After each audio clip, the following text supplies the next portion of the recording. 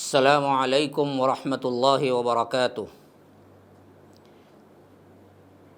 بسم اللہ الرحمن الرحیم، الصلاة والسلام علی اشرف الانبیاء والمرسلین، نبینا محمد وعلی آلہ وصحبہ اجمعین ومن تبعہم بإحسان الی یوم الدین وبعد۔ اعوذ باللہ السمیع العلیم من الشیطان الرجیم من ہمزہ ونفثہ ونفخہ۔ یا بنی اسرائیل اذکروا نعمتی التی انعمت علیکم وأوفوا بعهدي أوف بعهدكم وإياي فارهبون۔ وآمنوا بما أنزلت مصدقا لما معكم ولا تكونوا أول كافر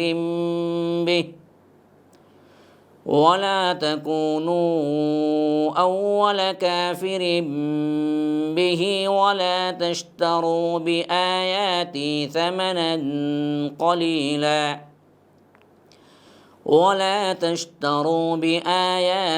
ثمنا قليلا وإياي فاتقون۔ ولا تلبسوا الحق بالباطل وتكتموا الحق وأنتم تعلمون۔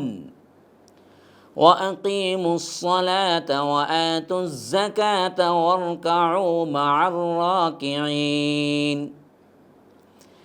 أتأمرون الناس بالبر وتنسون أنفسكم وأنتم تتلون الكتاب أفلا تعقلون۔ واستعينوا بالصبر والصلاة وإنها لكبيرة إلا على الخاشعين الذين يظنون أنهم ملاقو ربهم وأنهم إليه راجعون۔ اللهم أرنا الحق حقا وارزقنا اتباعه وأرنا الباطل باطلا وارزقنا اجتنابه۔ اللهم علمنا ما ينفعنا وانفعنا بما علمتنا وارزقنا علما۔ رب اشرح لي صدري ويسر لي أمري واحلل عقدة من لساني يفقه قولي۔ محترم ناظرین و سامعین، تفسیر سورہ بقرہ اللہ تبارک و تعالیٰ کے فضل سے جاری و ساری ہے۔ گزشتہ کا جو مضمون آپ کے سامنے آیا تھا وہ حضرت آدم علیہ السلام کا قصہ اور ان کی تخلیق اور ان کو پیدا کرنے کے بعد رب العالمین نے فرشتوں کے سامنے پیش کیا اور شرف اور فضیلت کے اعتبار سے رب العالمین نے حضرت آدم کو علم عطا کیا اور فرشتوں نے حضرت آدم کو سجدہ کیا۔ پھر اس کے بعد شیطان نے بہکا دیا اور وہ جنت سے نکال دیے گئے اور زمین پر ان کی زندگی شروع ہوئی اور وہاں سے نسل انسانی آگے بڑھنے لگی۔ پھر اس کے بعد جو آیات میں نے اب آپ کے سامنے تلاوت کی ہیں، ان میں رب العالمین نے ہم سے پہلے جو امت حامل کتاب و نبوت تھی، جسے ہم اہل کتاب اور خصوصیت کے ساتھ اہل کتاب میں بنی اسرائیل کہتے ہیں، ان کا واقعہ شروع کیا ہے، ان سے خطاب ڈائریکٹ ہوا ہے۔ کیونکہ جو امت کتاب اور نبوت کی حامل رہی جو باتیں رب العالمین نے حضرت آدم کو زمین پہ اتارنے کے بعد وحی کی تھی کہ اما یأتینکم منی ھدی فمن تبع ھدای فلا خوف علیہم ولا ھم یحزنون، کہ میری طرف سے ہدایتیں آتی رہیں گی، ان ہدایتوں کی پیروی کرتے رہنا، اسی میں تمہارے لیے فلاح ہے، کامیابی ہے، نہ تمہیں خوف ہوگا نہ رنج ہوگا۔ تو اس پر بہت سے انبیاء کرام کی امتیں آئی اور ان کو ان کے ہدایات کے اعتبار سے رب العالمین نے انبیاء کو بھیج کر گائیڈ کیا، لیکن سابقہ امت جب یہ قرآن اتر رہا تھا تو اس سے پہلے جس امت پر کتاب بھی اتری اور نبی بھی آیا اور ساتھ ساتھ شریعت بھی آئی تو وہ حضرت موسیٰ علیہ السلام کی امت تھی۔ تو سب سے بہتر ایگزامپل انہی کا ہو سکتا ہے۔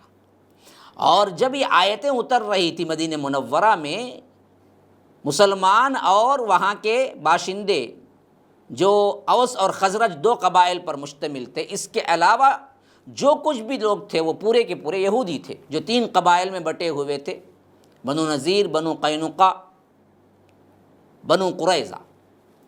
تو سب سے اہم ترین خطاب انہی کو ہونا تھا، اور ان کو خطاب کے ذریعے ہم امت مسلمہ کو سب سے اہم ترین پیغام دینا تھا کہ تم سے پہلے یہ منصب ان کو دیا گیا، لیکن انہوں نے ناقدری کی تو اللہ تبارک و تعالی نے اب تمہارے لیے اس منصب کو چنا ہے اور تم وہ غلطی نہ کرنا۔ اور اس میں سب سے پہلے بنی اسرائیل سے خطاب کا مرحلہ یہ جو شروع ہو رہا ہے، یہ تقریباً 5ویں رکوع جو میں نے ابھی تلاوت کی وہاں سے شروع ہو کر 14ویں رکوع تک یہ سلسلہ چلتا ہے۔ بنی اسرائیل پر کیا کیا انعامات ہوئے، کیا کیا ان پر احسانات اللہ تبارک و تعالی، گویا کہ پورے کے پورے 5 سے لے کر 14واں تک 10 رکوعات پر مشتمل رب العالمین نے بنی اسرائیل کا خطاب، بنی اسرائیل کو اس پر خطاب کیا ہے۔ لیکن ایک اگر غور سے دیکھیں گے تو ایک خاص ترتیب نظر آتی ہے۔ یہ پہلا رکوع جو میں آپ کے سامنے تلاوت کیا ہوں، اس میں رب العالمین نے گویا کہ ان کے اندر ایک جذبہ پیدا کیا ہے، ایک دعوت دی ہے، ایک ترغیب اور ترہیب کا معاملہ ہے، نرمی کا بھی انداز ہے، اور اس کے ساتھ ساتھ اس میں سب سے اہم ترین لوٹ آنے کے لیے انہیں کہا گیا ہے کہ یا بنی اسرائیل، اے بنی اسرائیل، دیکھو تم نے کیا ہے اللہ سے وعدہ کیا تھا، اب یہاں نبی آ گئے ہیں تمہارے سامنے، شریعت نازل ہو گئی ہے، اب دراصل نرمی نہ کرو، اب دراصل کفر نہ کرو اس نبی کے ساتھ، آؤ تم واپس پلٹو، اس دعوت کو مان لو۔ یہ دراصل سب سے اہم ترین انداز، یوں سمجھ لیجئے کہ یہ 7 آیات جو 5ویں رکوع کے آپ کے سامنے تلاوت کیے گئے ہیں، یہ دراصل ان 10 رکوعات کے لیے بمنزلہ فاتحہ کے ہے، شروعات کے ہے۔ اس میں دراصل بنی اسرائیل کی حیثیت سابقہ امت کے طور پر جو تھی اس پر انہیں بڑے کھل کر دعوت دی گئی ہے، اور محمد صلی اللہ علیہ وسلم کا انکار کر کے پہلے تم خود ہی کافر نہ ہو جاؤ، یہ رب العالمین نے انہیں خاص طور پر نصیحت کی ہے۔ دیکھیے اب اس معاملے میں سب سے اہم ترین چیز جو ہمیں سوچنا چاہیے وہ یہ کہ امت مسلمہ آنے سے پہلے اگر کوئی امت مسلمہ تھی تو وہ بنی اسرائیل تھے، گویا کہ ہم ان کو کہہ سکتے ہیں ایکس امت مسلمہ۔ اللہ کے رسول صلی اللہ علیہ وسلم کا انکار کر کے گویا کہ کافر ہو گئے، ورنہ حضرت موسیٰ کو ماننے تک وہ مسلمان تھے اور شریعت ان کے پاس تھی، بڑے بڑے علماء بھی تھے، ان میں علم کا چرچا تھا، غرض کے سب کچھ تھا۔ انہی کو اب دعوت دی جا رہی ہے کہ اس سے ہمیں خاص کر جو رہنمائی ملتی ہے وہ یہ کہ آج جو مسلمان اپنی حقیقت کو بھول گئے ہیں اور اپنے فرض منصبی جو سب سے اہم ترین توحید کے لیے اپنا تن من دھن لگانا ہے اس سے غافل ہو گئے ہیں، اور دنیا میں صرف اور صرف ایک قوم بن کے رہ گئے ہیں جس طرح دوسرے اقوام تھے، جو کہ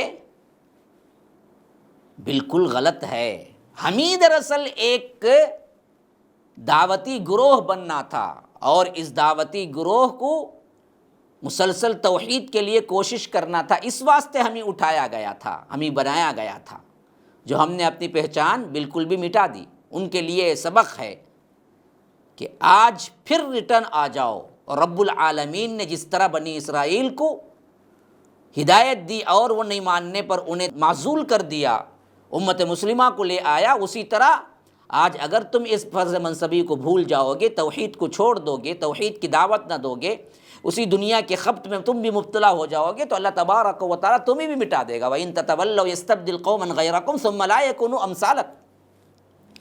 اللہ تبارک و تعالیٰ کے لیے کوئی بڑی مشکل بات نہیں ہے کہ تم کو بھی ہٹا دے اور اس قوم کو لے آئے جو تم جیسی نہیں ہے۔ اور اس میں سب سے اہم ترین چیز یہ بھی سمجھ لیجیے بنی اسرائیل کیا ترکیب ہے، کیونکہ آیت میں سب سے پہلا لفظ ہی آ رہا ہے کہ یا بنی اسرائیل، اے بنی اسرائیل۔ بنی اسرائیل یہ دراصل ترکیب ہے مرکب اضافی کی، جسے مضاف مضاف الیہ بھی کہہ سکتے ہیں، اور اسرا کا معنی ہے بندے کا، یا یوں سمجھ لیجئے کہ اسیر جو نکلا ہے وہ بھی دراصل اسی سے نکلا ہے، قیدی کو جس سے ہم کہتے ہیں، جس کی جمع اسارہ قرآن میں بھی آئی ہے۔ تو ایل عربی میں، عبرانی زبان میں اللہ کے لیے آتا ہے، جیسا کہ جبرائیل، میکائیل، تو معنی ہوا عبداللہ کا، اللہ کا قیدی، اللہ کا غلام، عبداللہ کا۔ اور اسرائیل لقب ہے حضرت یعقوب علیہ السلام کا، ان کو خاص طور پر یہ لقب دیا گیا ان کی بے انتہا عبادت کی وجہ سے، جو ہمیشہ عبادت میں لگے رہتے تھے یعقوب علیہ السلام، تو ان کو اللہ نے خاص طور پر یہ لفظ دیا تھا بنی اسرائیل، یعنی اللہ کے بندے ہیں تم خاص۔ اب بنی کا مطلب ہے اولاد کو کہتے ہیں، تو بنی اسرائیل کا معاملہ یعنی ٹھیٹ ترجمہ ہوا حضرت یعقوب علیہ السلام کی اولاد، کیونکہ ان کا لقب ہے بنی اسرائیل۔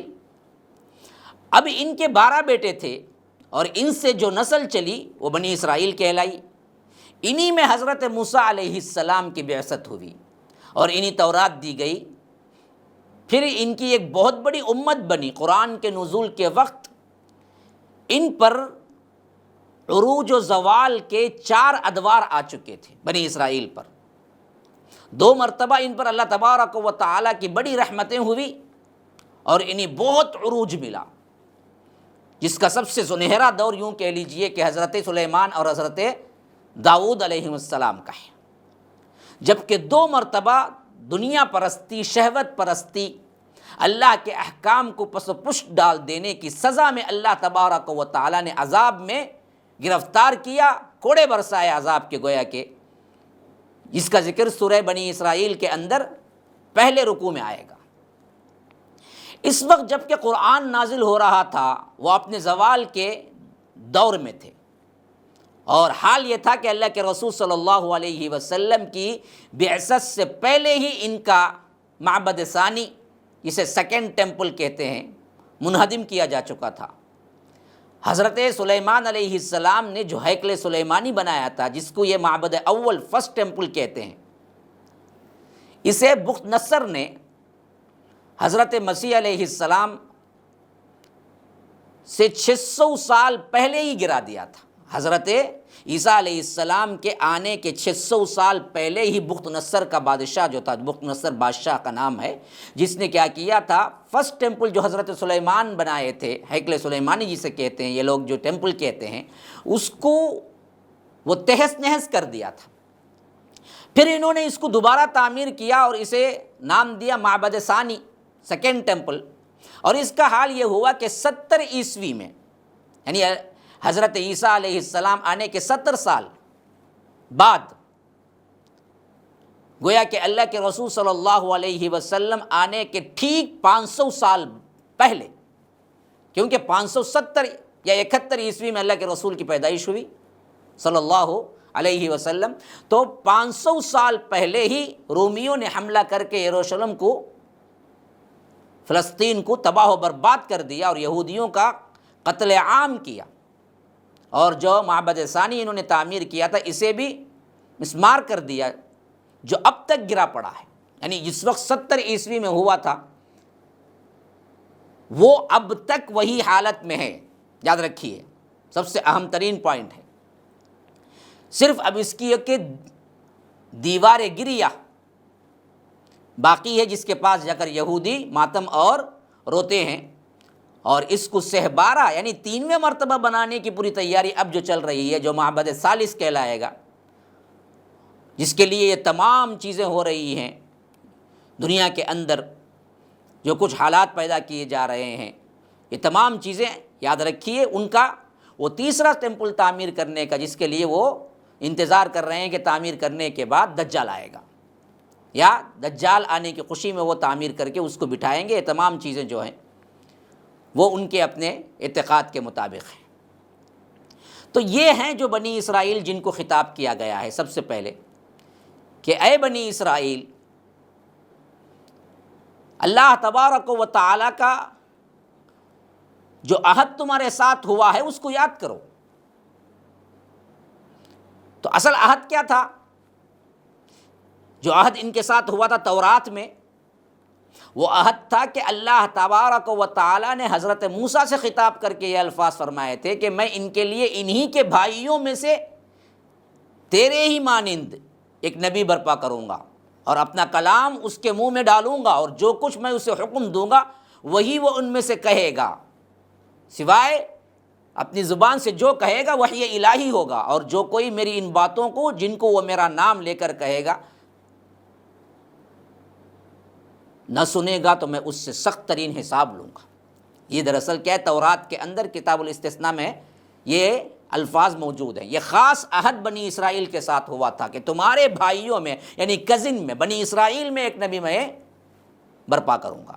خاص طور پر وعدہ یہ ہوا تھا کہ تم کیا کرو، اس نبی کی پیروی کرنا۔ اسی لیے فرمایا کہ نعمتی التی انعمت علیکم، یاد کرو وہ موقع جب ہم نے تم پر کیا کیا تھا، اپنی نعمت تمام کی تھی، اپنی نعمت پوری کی تھی، اور وہ اوفو بعہدی اوفی بعہدکم، تو اللہ تبارک و تعالیٰ سے جو عہد ہوا تھا اس کو تم پورا کرو، اور میں اپنا عہد پورا کروں گا۔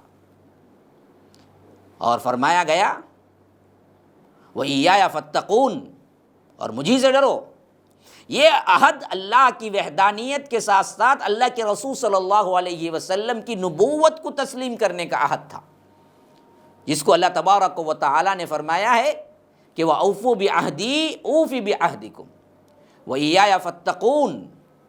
دیکھو مجھی سے ڈرنا، کسی اور سے نہیں۔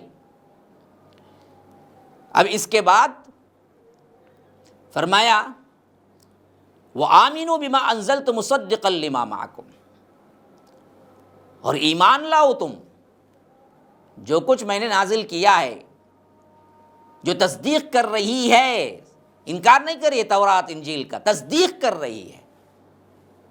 جو تمہارے سامنے ہے تورات، اس کی تصدیق کر رہی ہے۔ وَلَا تَكُونُوا أَوَّلَ كَافِرٍ بِهِ، اور دیکھو تم خود ہی سب سے پہلے کافر نہ بن جانا۔ وَلَا تَشْتَرُوا بِآيَاتِي ثَمَنًا قَلِيلًا، اور ان آیتوں کو تم تھوڑی سی قیمت پر بیچ نہ ڈالنا۔ وَإِيَّايَ فَارْهَبُونَ، اور دیکھو مجھی سے ڈرنا، اور مجھی سے رہب اور اتقاء میں تھوڑا سا فرق ہے۔ تو پہلی مرتبہ میں فرمایا کہ رب العالمین نے وَإِيَّايَ فَارْهَبُونَ، اور دوسری جگہ فرمایا کہ وَإِيَّايَ فَاتَّقُونَ۔ تو اللہ تبارک و تعالیٰ سے ڈرو، اللہ تبارک و تعالیٰ سے ہی ترغیب اختیار کرو کہ بچنا یہ اصل میں تقوی کے لحاظ سے ہے، اور اسی طرح اللہ کے ڈر سے زندگی کو رب العالمین کی اطاعت میں گزارنا، یہ راہب کے اعتبار سے راہب اسی سے بنا ہے، تو ان لوگوں میں رہبانیت تھی تو یہ لفظ استعمال کیا، اور ادھر ہماری طرف رخ تھا تو یہاں متقین ہوتے ہیں اللہ کی عبادت گزار بندے، تو یا فتقون کہا، اور ادھر ان کو جب خطاب کیا تو فرمایا کہ وَإِيَّايَ فَارْهَبُونَ۔ تو سب سے پہلی چیز جہاں سے خطاب شروع ہو رہا ہے وہ بنی اسرائیل کا وہ لفظ کی ترکیب اور اس کے بارے میں میں نے بتا دیا۔ پھر انہیں جہاں سے جھنجھوڑا گیا وہ ہے وَآمِنُوا بِمَا أَنزَلْتُ مُصَدِّقًا لِمَا مَعَكُمْ۔ دیکھو تم خود پہلے کافر نہ بن جاؤ، وَلَا تَكُونُوا أَوَّلَ كَافِرٍ بِهِ، ایمان لاؤ۔ تو یہی حال آج ہم مسلمانوں کے لیے بھی خطاب ہے کہ مسلمانوں جب تمہیں قرآن و سنت پیش کی جا رہی ہے کہ تم خود پہلے کافر نہ بن جاؤ،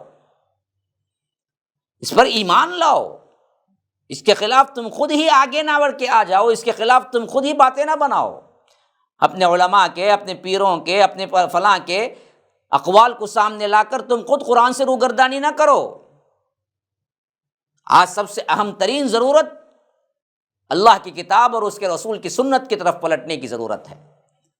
تو اسی لیے فرمایا کہ وَإِيَّايَ فَاتَّقُونَ، کہ اللہ سے ڈرو، متقی بنو۔ پھر فرمایا وَلَا تَلْبِسُوا الْحَقَّ بِالْبَاطِلِ، دیکھو باطل کا رنگ چڑھا کر حق کو مشتبہ نہ بناؤ، التباس میں مت ڈالو، حق اور باطل دونوں کو مت ملاؤ، مشتبہ نہ بناؤ چیز کو۔ توحید جیسی بالکل سیدھی اور صاف بات کو ادھر ادھر کے کہیں باتیں لے آ کر بہت سے علماء سو توحید کو مشتبہ بنا دیتے ہیں اور شرک کو حق بتا کے پیش کرتے ہیں۔ یہ حالت اس وقت کے لحاظ سے وہاں کے علماء سو جو تھے یہودیوں کے، ان کا بھی یہی حال تھا۔ باطل جو صاف تھا، حق جو صاف تھا، محمد رسول اللہ اپنی پوری نشانیوں کے ساتھ سامنے آ چکے تھے، اور ہر کوئی جو عام آدمی تھا وہ دیکھ کے پہچان جاتا تھا یہ نبی ہیں۔ ان کو خود تورات سے ایسے مشتبہ چیزیں نکال کے اللہ کے رسول صلی اللہ علیہ وسلم کی نبوت کو مشتبہ بنا رہے تھے کہ عام انسان جو یہودی ہے وہ چاہنے کے باوجود بھی شش و پنج میں پڑ جاتا کہ میں حق کر رہا ہوں یا غلط کر رہا ہوں۔ یہی حال آج بھی ہے کہ ہم صحیح بالکل سیدھی توحید پیش کرتے ہیں تو اس کے بالمقابل لوگ شرک کو توحید بنا کے پیش کرتے ہیں۔ وَلَا تَلْبِسُوا الْحَقَّ بِالْبَاطِلِ وَتَكْتُمُوا الْحَقَّ، اور حق کو نہ چھپاؤ۔ کیا مطلب؟ محمد رسول اللہ صلی اللہ علیہ وسلم کے آنے کی نشانیاں بالکل واضح تھی تمہاری تورات کے اندر، ان نشانیوں کو پیش کر کے عام لوگوں کو اور ترغیب دینا اور قبول اسلام کی طرف دعوت دینے کے بجائے تم چھپایا کرتے ہیں۔ یہی حال آج کے علماء سو کا ہے کہ واضح ترین احادیث، واضح ترین آیتیں ہیں کہ شرک سے بچو، اللہ کے رسول کی اطاعت کرو، کسی امام کے کسی بھی قول کی اطاعت تم پر لازم نہیں ہے، لیکن ان سب کو چھپا کر کچھ اور چیزیں پیش کرتے ہیں آج کے علماء۔ تو اسی لیے فرمایا وَلَا تَلْبِسُوا الْحَقَّ بِالْبَاطِلِ وَتَكْتُمُوا الْحَقَّ وَأَنْتُمْ تَعْلَمُونَ، حالانکہ تم جانتے ہو، عوام میں سے نہیں ہو تم کو سب کچھ پتہ ہے، تم عمدن یہ کام کرتے ہو تاکہ عوام کو الو بنا سکیں، عوام کے پاس سے پیسہ نکال سکیں، دنیا کما سکیں۔ اور حکم دیا کہ وَأَقِیمُوا الصَّلَاةَ وَآتُوا الزَّکَاةَ وَارْکَعُوا مَعَ الرَّاکِعِینَ، اور نماز کو قائم کرو اور زکوٰۃ کو قائم کرو، ادا کیا کرو، اور سجدہ کرنے والے، رکوع کرنے والوں کے ساتھ تم بھی رکوع کرو، یعنی بالجماع نماز پڑھو۔ یہی اشارہ ہے، وَارْکَعُوا مَعَ الرَّاکِعِینَ، جماعت کے لیے استعمال کیا جا رہا ہے، اشارہ جمع کا ہے۔ رکوع کرنے والوں کے ساتھ رکوع کرو، تو علماء مفسرین کہتے ہیں کہ یہاں جماعت کی طرف اشارہ ہے کہ بالجماع نماز پڑھو، جو وہ لوگ ضائع کر دیے تھے۔ آج بھی بہت سے زیادہ کیا ہیں، وہ لوگ جو بولتے ہیں وہ ضائع کر دیتے ہیں۔ زکوٰۃ سب کو دو بولتے ہیں، لیکن جب ان پر دینے کا آتا ہے کہ بہت سے علماء حیلے بہانے کرتے ہیں۔ نماز سب سے اہم ترین چیز ہے، لیکن اس میں کوتاہی کرتے ہیں۔ تو یہی حال ان کا بھی تھا، یہودیوں کا بھی تھا۔ پھر فرمایا کہ تأمرون الناس بالبر، تم لوگوں کو تو نیکی کا حکم دیتے ہو، وتنسون انفسکم، اپنے آپ کو بھول جاتے ہو، وانتم تتلون الکتاب، کہ تم کتاب کو اس وقت پڑھ رہے ہوتے ہو۔ اس حالت میں تمہاری حالت یہ ہے کہ تم نیکی کا حکم دیتے ہو تو دوسروں کو تو بڑے لمبے لمبے لیکچر ہیں، لیکن خود پر کیا ہے، کبھی اپلائی نہیں کرتے. یہ تمہارا حال ہے. افلا تعقلون، تم عقل سے کیوں نہیں کام لیتے؟ واستعینوا، اور مدد طلب کرو، استعانت طلب کرو، بالصبر والصلاح، صبر اور نماز سے. تکالیف آئیں گی حق پر چلنے پر، تمہیں صبر کے ساتھ، نماز کی ادائیگی کے ساتھ تمہیں اس کو جھیلنا ہوگا. اگر یہ دونوں چیزیں تمہارے پاس ہیں تو یاد رکھو تمہارے لیے دین کی راہ پر چلنا مشکل نہیں ہوگا. وَإِنَّهَا لَكَبِيرَةٌ إِلَّا عَلَى الْخَاشِعِينَ. نماز اور صبر کے ساتھ، استقامت کے ساتھ جم کر زندگی گزارنا معمولی بات نہیں ہے، بہت بڑی بات ہے، لیکن ان لوگوں کے لیے نہیں ہے جو اللہ سے ڈرتے ہیں، خشیت اختیار کرتے ہیں. متقی لوگوں کے لیے یہ بات کوئی بڑی بات نہیں ہے، لیکن جو لوگ خشیت والے نہیں ہیں ان کے لیے نماز کی پابندی اور صبر کے ساتھ زندگی گزارنا بہت بڑی کیا ہے، مشکل ہے. الذین یظنون انہم ملاقو ربہم وانہم الیہ راجعون، جنہیں یقین ہے کہ ایک دن ہمیں اللہ سے ملاقات کرنے ہیں، اور انہیں یقین ہے ایک دن اللہ تبارک و تعالیٰ کے پاس ہی پلٹ کر جانا ہے. ان کے لیے بھی کیا ہے، مشکل. خاشعین کی گویا کہ صفات اللہ نے بتلا دیا. وہ خاشعین کون ہے؟ نماز اور صبر سے مدد لے کر زندگی گزارنا بہت مشکل ہے، مگر خاشعین پر نہیں. الا علی الخاشعین، اللہ سے ڈرنے والوں، خشوع اختیار کرنے والوں پر نہیں ہے. وہ کون خاشعین ہے؟ الذین یظنون انہم، ظن یظن اصل میں ایک ایسا صیغہ ہے، ایک ایسا فعل ہے جو اپوزٹ معنی میں بھی استعمال ہوتا ہے اور مثبت معنی میں بھی. گمان کے معنی میں بھی ظن استعمال ہوتا ہے، یقین کے معنی میں بھی ظن استعمال ہوتا ہے، لیکن یہاں یقین کے مطلب میں استعمال ہوا ہے کہ الذین یظنون انہم ملاقو ربہم، جن کو یقین کامل ہے کہ وہ ضرور رب سے ملاقات کرنا ہے ایک دن. وانہم الیہ راجعون، اور انہیں ایک دن پلٹنا ہے ضرور بالضرور رب کی طرف ہی. تو ان کے لیے کوئی مشکل بات نہیں ہے.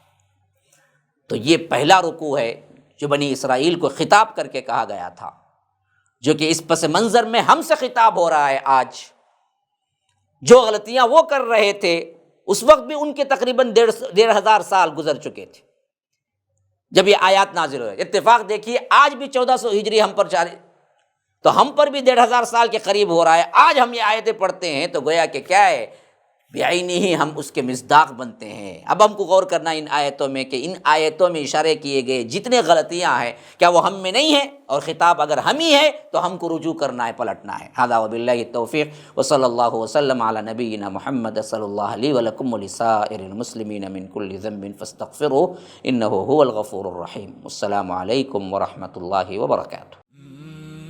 MSLI TV، رہنمائی بدلتی دنیا کے لیے.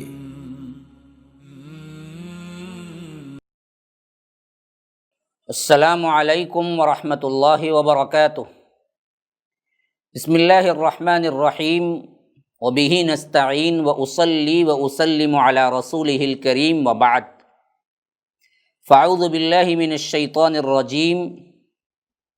وآتى المال على حبه ذوي القربى واليتامى والمساكين وابن السبيل والسائلين وفي الرقاب وأقام الصلاة وآتى الزكاة. اللهم أرنا الحق حقا وارزقنا اتباعه وأرنا الباطل باطلا وارزقنا اجتنابه. اللهم علمنا ما ينفعنا وانفعنا بما علمتنا وارزقنا علما. رب اشرح لي صدری ویسر لی امری واحلل عقدۃ من لسانی یفقہوا قولی. ناظرین و سامعین،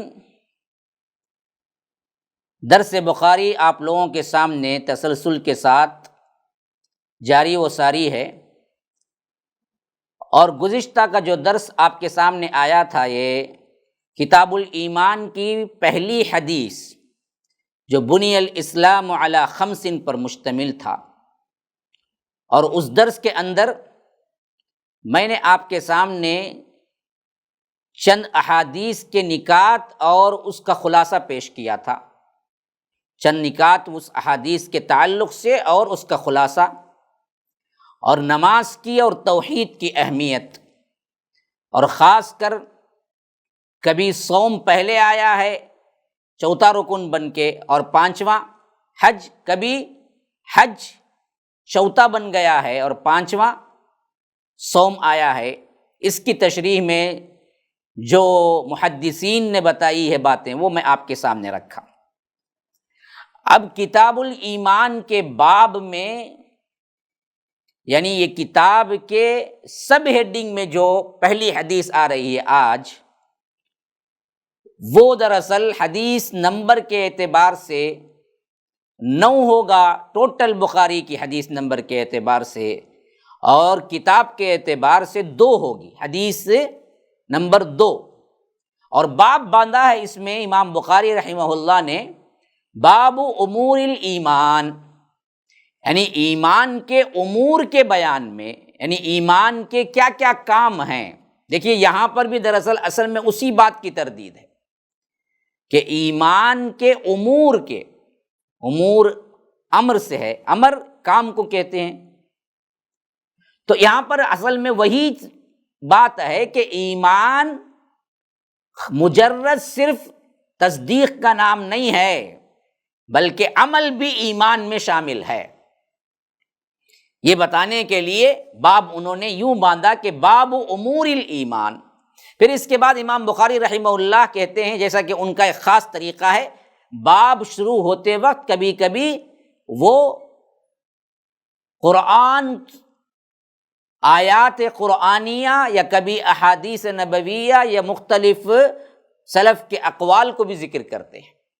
تو یہاں پر انہوں نے وہ آیت جو میں نے ابھی خطبے میں تلاوت کی تھی، سورہ بقرہ آیت نمبر 177، اس کو انہوں نے یہاں پر مکمل طور پر لایا ہے، جو آیت البر کے نام سے بھی مشہور ہے، اور اس میں تمام ارکان ایمان اور اسلام کو اکا دکا چھوڑ کر جمع کر دیا گیا ہے۔ تو امام بخاری رحمہ اللہ اس آیت کو لائے ہیں جو 177 آیت نمبر ہے، جو کچھ یوں ہے، لیس البر ان تولوا وجوہکم، نیکی یہ نہیں ہے کہ تم اپنے چہروں کو پھیر لو قبل المشرق والمغرب، مشرق کی طرف یا مغرب کی طرف، ولکن البر، نیکی تو یہ ہے، من آمن باللہ، اللہ پر ایمان لاؤ، والیوم الآخر، آخرت کے دن پر ایمان لاؤ، والملائکہ، ملائکہ پر ایمان لاؤ، فرشتوں پر، والکتاب، کتابوں پر ایمان لاؤ، والنبیین، رسولوں پر، انبیاء پر ایمان لاؤ۔ اب یہاں پر تو جو بھی ایمانیات کے ارکان تھے وہ صرف تقدیر کو چھوڑ کر 5 ارکان یہاں اللہ نے ذکر کر دیے۔ پھر اس کے بعد فرمایا کہ وہ آت المال علی حبہ، اور مال خرچ کرو اللہ کی راہ میں باوجود اس کی محبت کے۔ مال کی محبت ہے لیکن اللہ کی راہ میں خرچ کرنے سے نہیں روکتی ہے، ویسی محبت ہے۔ کس کس پر؟ ذوی القربیٰ، رشتہ داروں پر، والیتامى، مسکینوں پر، والیتامى، یتیموں پر، والمساکین، مسکینوں پر، وابن السبیل، مسافروں پر، والسائلین وفی الرقاب، پوچھنے والوں پر، جو بھی مانگتا ہے، فقیر مسکین، ان پر، اور گردنوں کو چھڑانے پر، یعنی جو غلام ہیں یا آج کے لحاظ سے جو قیدی ہیں ان کو چھڑانے کے لیے خرچ کرو۔ اب یہ ہو گئی وہ بات جو خرچ کے اعتبار سے آئی، یہ عمل ایمان میں داخل ہے، یہ بتانا چاہتے ہیں۔ پھر اس کے بعد فرمایا وَأَقَامَ الصَّلَاةَ، اب دیکھیے اسلام کی طرف آ گئے، ارکان میں، نماز قائم کرو، وَآتَ الزَّكَاةَ، زکوٰۃ ادا کرو، وَالْمُوفُونَ بِعَهْدِهِمْ إِذَا عَاهَدُوا، اپنے عہد کو پورا کرو جب تم عہد کرتے ہو، اپنے اگریمنٹس، اپنے معاہدے، اپنے وعدے، ان سب کو تم پورا کرنا ہے جو تم کرتے ہو۔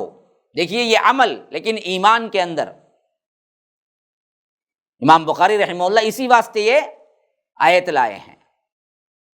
اور اسی طرح فرمایا والصابرین فی البأساء والضراء، صبر کرو، کب؟ اس وقت بھی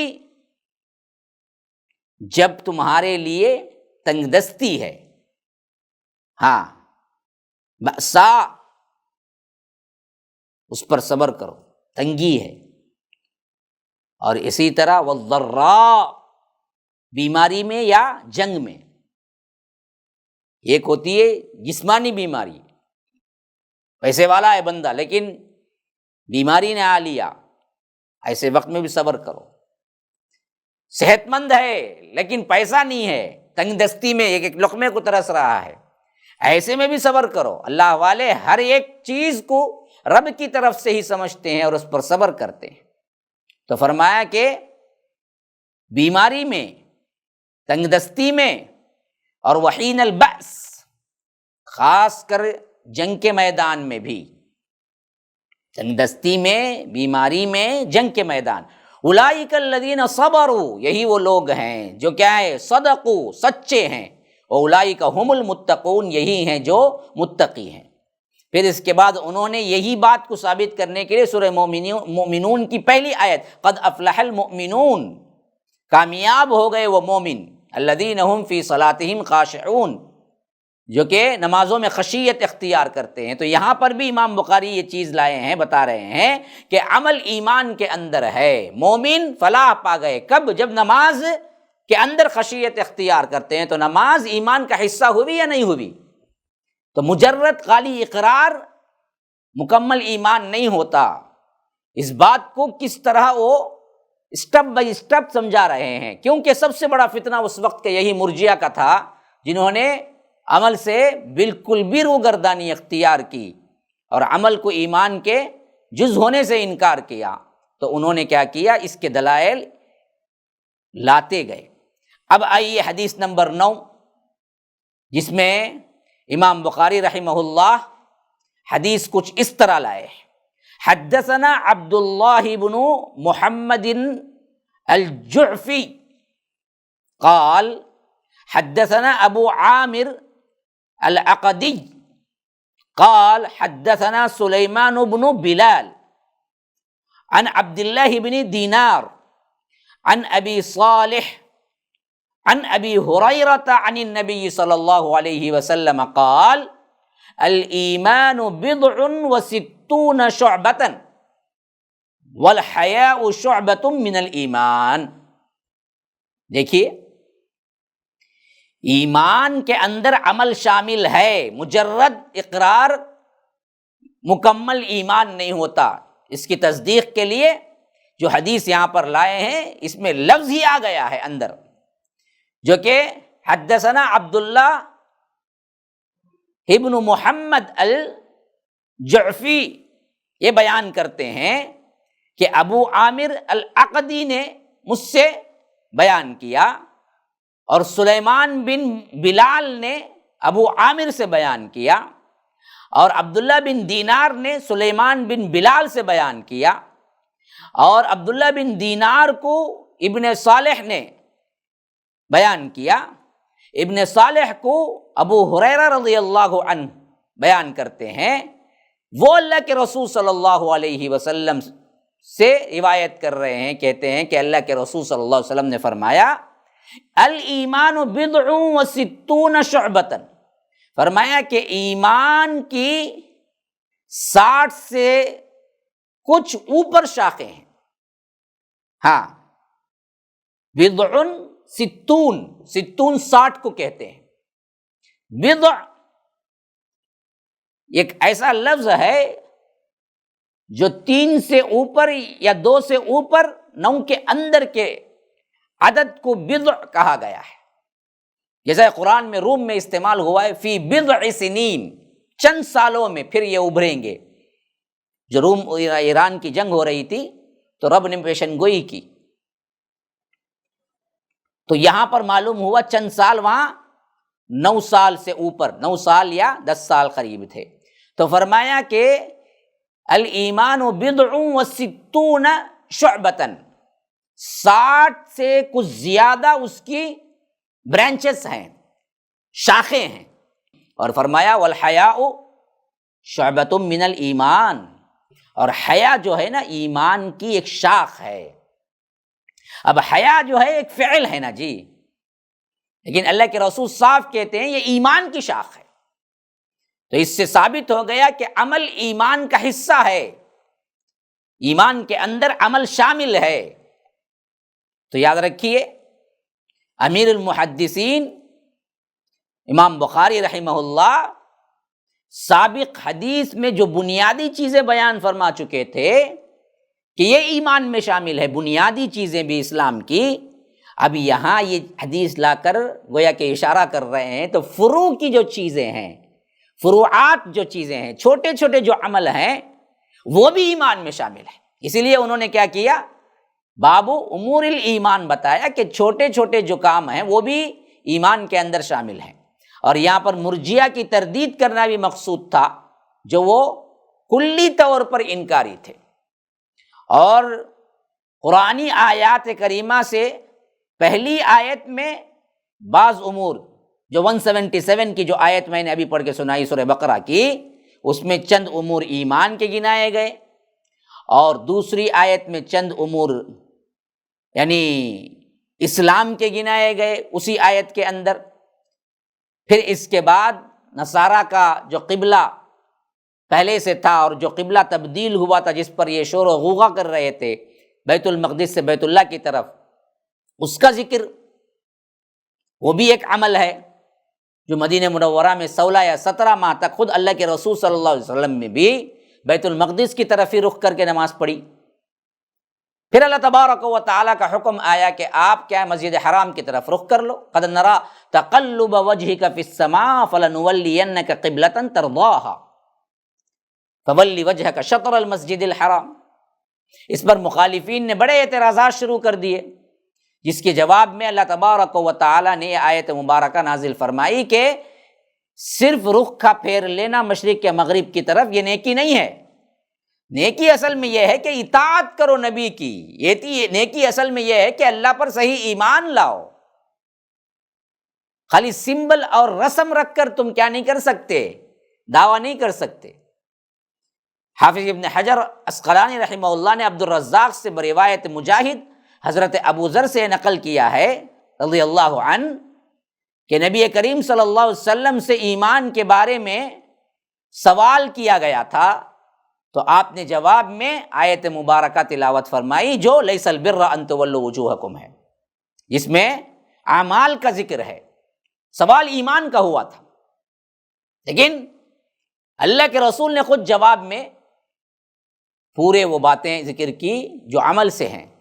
تو عمل سے خالی نہیں ہے، ایمان عمل یہ دونوں مل کے ایمان مکمل ہوتے ہیں۔ اسی واسطے ہم دیکھتے ہیں کہ جہاں کہیں بھی اللہ تبارک و تعالیٰ نے ایمان کا ذکر کیا ہے، وہاں زیادہ تر عامل الصالحات کا ذکر کیا ہے۔ آمنوا وعملوا الصالحات، آمنوا وعملوا الصالحات، ایمان لاؤ عمل صالح کرو تب فلاح پاؤ گے۔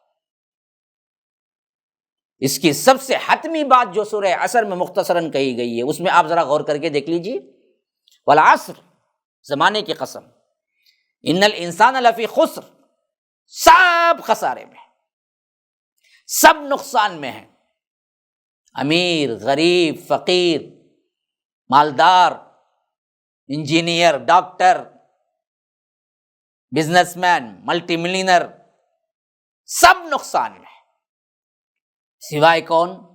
آمنو۔ آمنو کافی ہوتا تو آمنو کے ساتھ خطاب ختم ہو جاتا، نہیں، الا الذین آمنوا وعملوا الصالحات۔ دیکھیے یہاں پر ایمان کے ساتھ عمل صالح آ گیا۔ تو اسی واسطے بار بار امام بخاری اس بات کو حدیث سے ثابت کر رہے ہیں کہ دیکھو ایمان کے بعد عمل ہے، عمل خود ایمان کا حصہ ہے، عمل میں کوتاہی نہ کرو، مرجئہ نہ بنو۔ یہ بدترین خرابی ہے جو مسلمانوں میں پیدا ہوئی، عمل کو چھوڑ دیا، اقرار کو کافی سمجھ لیا۔ آج اگر یہ بات سمجھ جائیں تو ہمارے پورے مسلمان باعمل بن جائیں گے، لیکن انہیں کیا ہے، ابھی بھی وہی پٹی پڑھائی جا رہی ہے، لا الہ الا اللہ محمد رسول اللہ تو کہہ لیا، بس کیا ہے اس کے بعد تم اپنی منمانی کرو، سود چاہے کھاؤ کوئی مسئلہ نہیں، ڈانس چاہے کرو، شراب چاہے پیو، جو بھی ہو، ارے گناہ ہے بھائی، بس گناہ ہے، لیکن ایمان میں بھی کمی ہو جاتی ہے تمہاری، حتیٰ کہ بعض مواقع ایسے ہو جاتے ہیں گناہ کرتے کرتے کرتے ایمان ہی ٹوٹل نکل جاتا ہے، جیسا کہ حدیث میں آیا کہ چوری کرتے وقت چور کے دل میں ایمان نہیں ہوتا، زنا کرتے وقت زانی کے دل میں ایمان نہیں ہوتا، نکل جاتا ہے باہر۔ ہاں، تو ان آیات میں عقائد صحیحہ و ایمان راسخ کے بعد ایثار، مالی قربانی، صلہ رحمی، حسن معاشرت، رفاع عامہ کے کام، سوشل سروس، ان سب کو ذکر کر کے ایمان کا حصہ بتایا گیا ہے، جو آیت نمبر 177 میں رب العالمین ذکر کرتا ہے۔ حتیٰ کہ اخلاق کے بعض باتیں بھی ذکر کر کے وہ بھی ایمان کا حصہ دراصل وہاں پر بتایا گیا ہے، کیونکہ ان تمام کا ذکر لیس البر سے ہو رہا ہے، ولکن البر کے اندر آ رہا ہے۔ بر نیکی، اور بر کی تفسیر میں معلوم ہوا کہ جملہ اعمال صالحہ، اخلاق فاضلہ، ارکان اسلام داخل ہیں، اور ایمان کی کمی پیشی بہرحال صورت قرآن اور حدیث سے اچھی طرح ثابت ہے، ہاں بہترین طور پر ثابت ہے۔ مرجئہ جو اعمال صالحہ کو ایمان سے الگ اور بیکار محض قرار دیتے ہیں اور نجات کے لیے صرف ایمان کو کافی جانتے ہیں، ان کا یہ قول سراسر کتاب و سنت کے خلاف ہے۔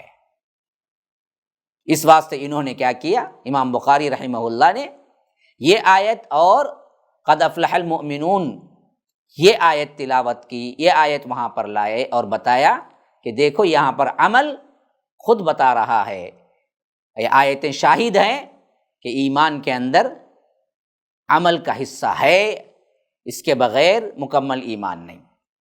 اچھا، اب آئیے روایت کی طرف۔ الایمان بضع و ستون، بعض روایت میں بضع و ستون کی جگہ بضع و سبعون بھی آیا ہے، یعنی اس کا مطلب یہ ہے کہ 70 سے کچھ زیادہ شاخیں ہیں، اور ایک روایت میں ہے کہ 40 و ستون، یعنی تحدید کر کے بتایا گیا کہ 60 پر 4 ہیں۔ اور اہل لغت نے جو میں نے پہلے ہی بتایا تھا کہ بضع کا اطلاق 3 سے 9 کے درمیان کیا ہے، اور کسی نے 4 سے کیا ہے۔ بہرکیف ایسا معلوم ہوتا ہے کہ 70 سے بڑھ کر ہیں یا 60 سے بڑھ کر ہیں۔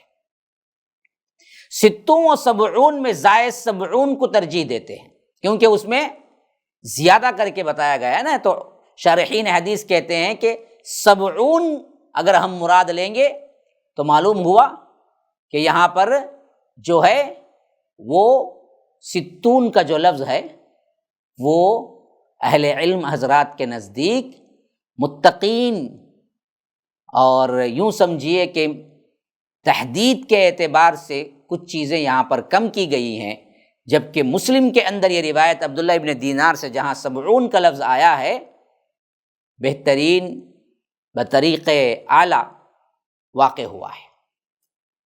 والحیاء شعبۃ من الایمان میں حیا طبیعت کے انفعال کو کہتے ہیں، جو کسی کام کے نتیجے میں پیدا ہو، جو کام عرفاً یا شرعاً مذموم ہو، یعنی جو کام مسلم معاشرے میں عرف کے اعتبار سے اور اسی طرح شرع کے اعتبار سے برائی ہو، اسے بے حیائی کہتے ہیں۔ بے حیائی خالی صرف وہ نہیں ہے جو ہمارے تصور میں ہے، بے حیائی ہر برے کام کو بے حیائی سے تعبیر کیا جاتا ہے عربی میں، اور فرمایا کہ حیا و شرم ایمان کا اہم ترین حصہ ہے۔ کیوں اس کے لیے خاص فرمایا جبکہ ہر فعل ایمان کا حصہ ہے؟ اس واسطے کہ اس کی اہمیت کے پیش نظر، کیونکہ یہ حیائی ہے جو کہ جملہ اعمال خیرات کا مخزن ہے۔ حیا جتنی ہوگی اتنے اچھے بنے گی، حیا جتنی کم ہوتی جائے گی اتنے ہی برائیاں آپ کے اندر آتی جائیں گی۔ آپ کو برائی سے روکنے والی چیز جو ہے نا، وہ سب سے اہم ترین چیز حیا ہے۔ حیا جیسے حیا دار ہوگا بندہ ویسے ہی اخلاق والا بنتا جائے گا، جیسے بے حیا ہوگا ویسے ہی بد اخلاق ہوگا۔ اسی لیے بعض بد اخلاق والے کو ہم چھٹ سے بے حیا بھی کہہ دیتے ہیں۔ کیوں؟ بے حیائی اصل میں بد اخلاق بناتی ہے، باحیا انسان با اخلاق ہوتا ہے۔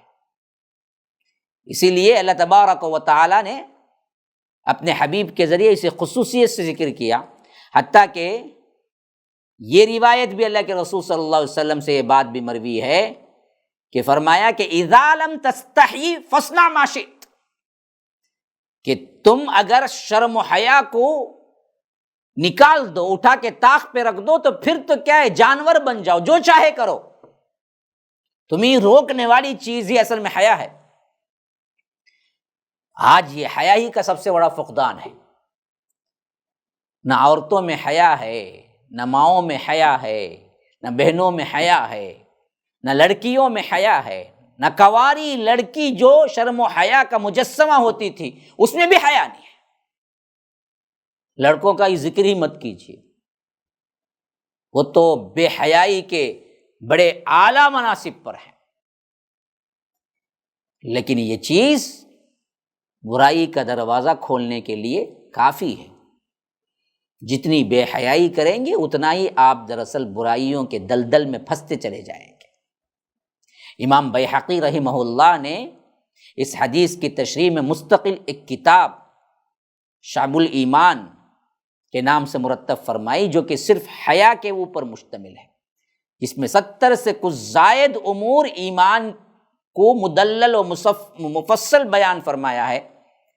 اور اس کے علاوہ امام ابو عبداللہ حلیمی نے فوائد المنہاج، اور اسحاق بن قرطبی نے کتاب النصائح، اور امام ابو حاتم نے وصف الایمان، اور دیگر حضرات نے بھی اپنی تصانیف میں ان شاخوں کو بیان کیا ہے جو اس حدیث میں 70 یا 60 کے لفظ سے تعبیر کیا گیا ہے۔ یعنی محدثین نے اس پر اپنا زور لگا دیا کہ یہاں پر تو مجموعی صرف تعداد بیان کر دی گئی کہ 60 سے کچھ اوپر، 70 سے کچھ اوپر، لیکن اللہ قربان جائیے، اللہ کے یہ بندے، اللہ تعالیٰ ان کے قبروں کو نور سے بھر دے، یہ اسلاف دیکھیے اس ایک بات کو لے کر اپنی زندگی کا مقصد بنا لیے کہ وہ 70 کیا کیا چیزیں ہیں، وہ کیا کیا حیا کی باتیں ہیں، تاکہ لوگوں کو نصیحت ملے اس سے۔ اور اس پر انہوں نے کیا کر دیا، بنا دیا کتاب ہی، کتاب، پوری کتاب صرف حیا پر۔ تو یاد رکھیے یہ بہت اہم ترین چیز۔ پھر اس کے بعد خدمت خلق کے بارے میں اس آیت کے اندر تشریح آئی ہے۔ اسی واسطے یہ شعر اس سلسلے میں بڑا ہی موضوع ہے۔ خدا رحم کرتا نہیں اس بشر پر، خدا رحم کرتا نہیں اس بشر پر، نہ ہو درد کی چوٹ جس کے جگر پر، کرو مہربانی تم اہل زمیں پر، خدا مہرباں ہوگا عرش بری پر۔ ہاں، واقعتاً اس شعر کی جو حقانیت ہے وہ حدیث پر مبنی ہے۔ ارحموا من فی الارض یرحمکم من فی السماء، دیکھو تم زمین والوں پر رحم کرو، آسمان والا تم پر رحم کرے گا۔ اب اس بات کو شعر کے انداز میں کیا ہی خوب شاعر نے کیا ہے پرویا ہے، دیکھیے، کرو مہربانی تم اہل زمیں پر، خدا مہرباں ہوگا عرش بری پر۔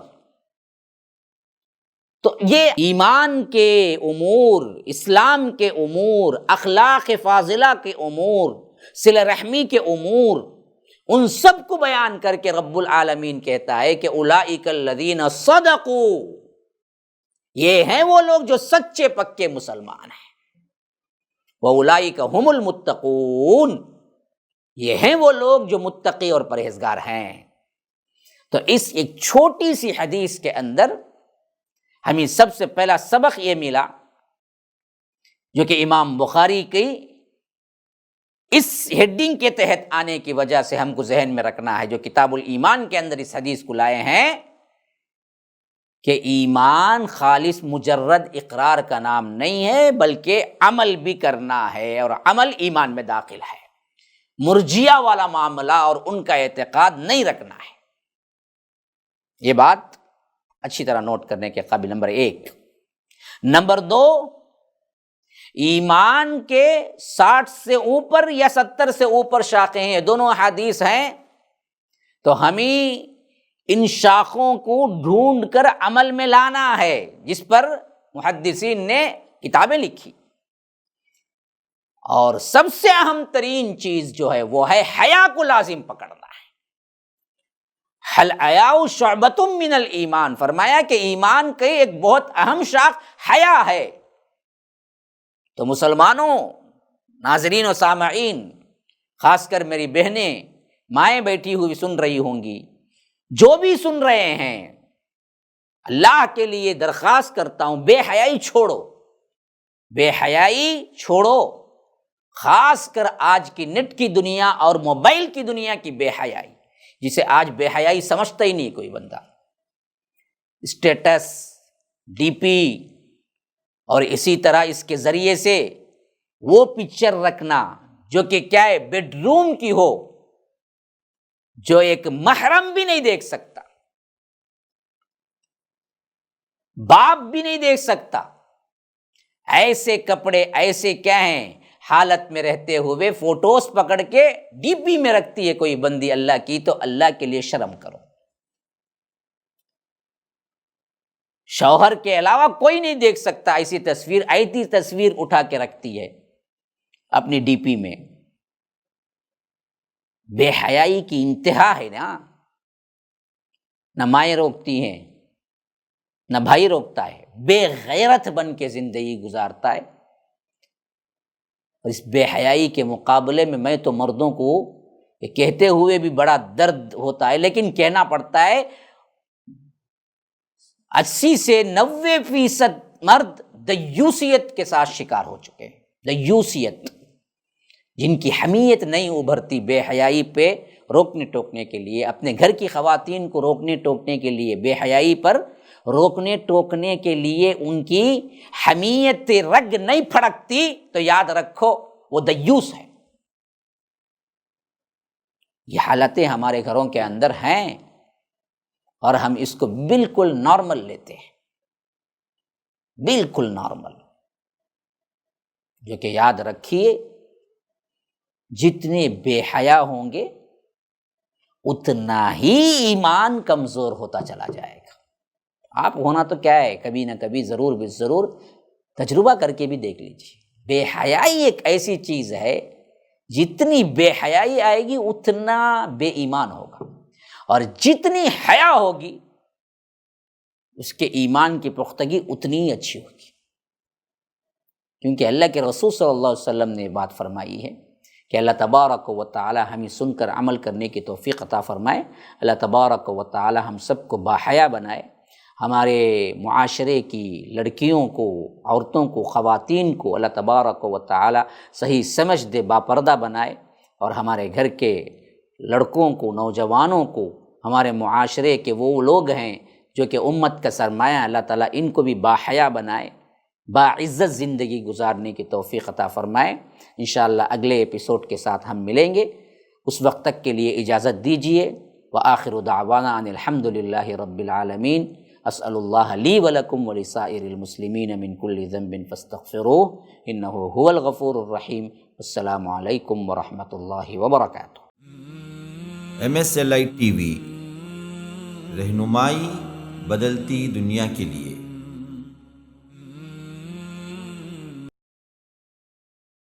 السلام علیکم ورحمۃ اللہ وبرکاتہ۔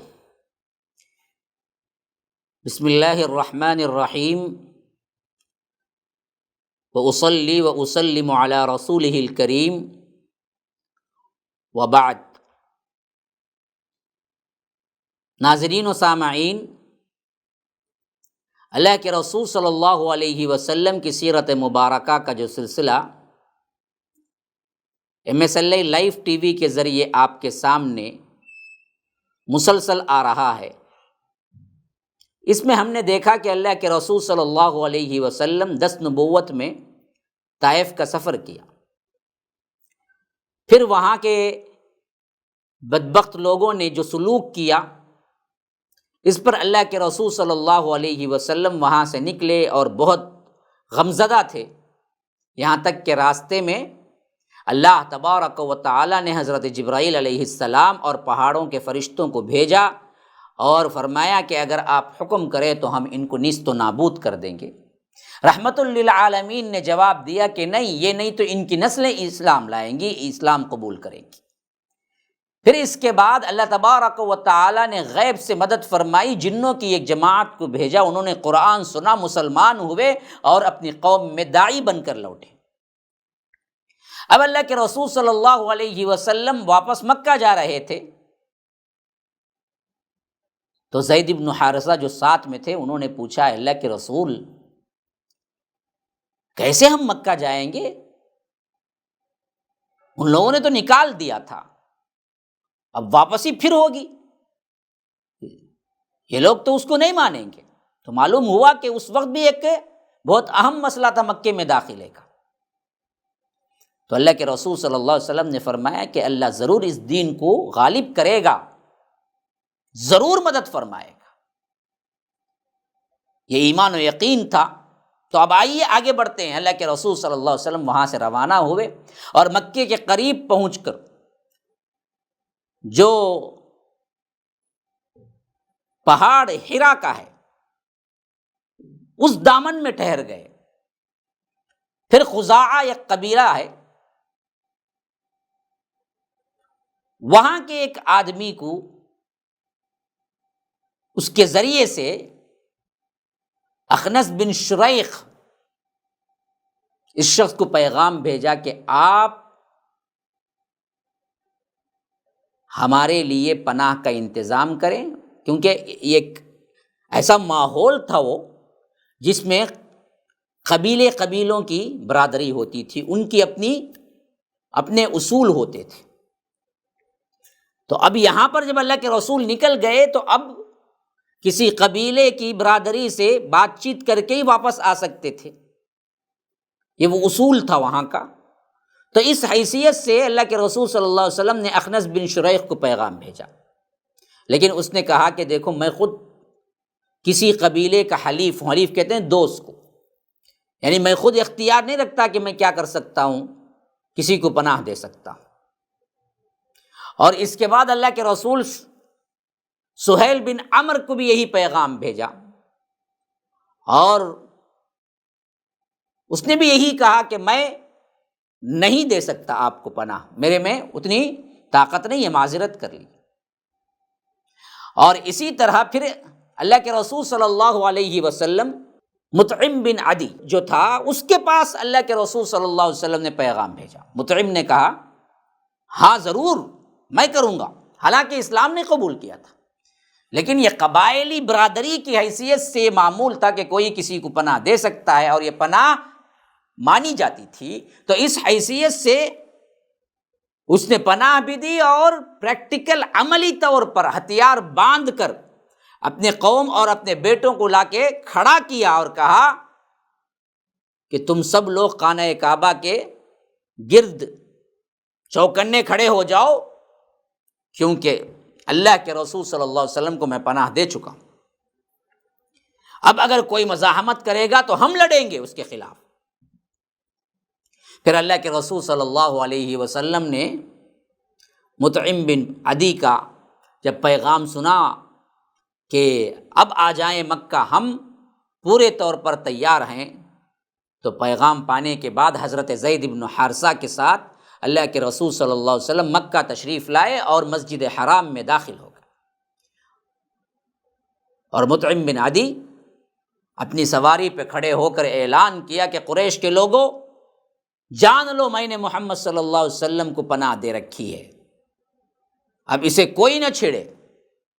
ادھر اللہ کے رسول صلی اللہ علیہ وسلم سیدھے حرم میں داخل ہوئے، حجر اسود کے پاس پہنچے، اسے بوسہ دیا، پھر 2 رکعت نماز پڑھی اور اپنے گھر پلٹ آئے۔ اس دوران مطعم بن عدی کے لڑکے اور وہ خود ہتھیار باندھ کر اللہ کے رسول صلی اللہ علیہ وسلم کے گرد حلقہ باندھے کھڑا ہوا تھا، حفاظت کر رہا تھا، یہاں تک کہ آپ اپنے مکان کے اندر تشریف لے گئے۔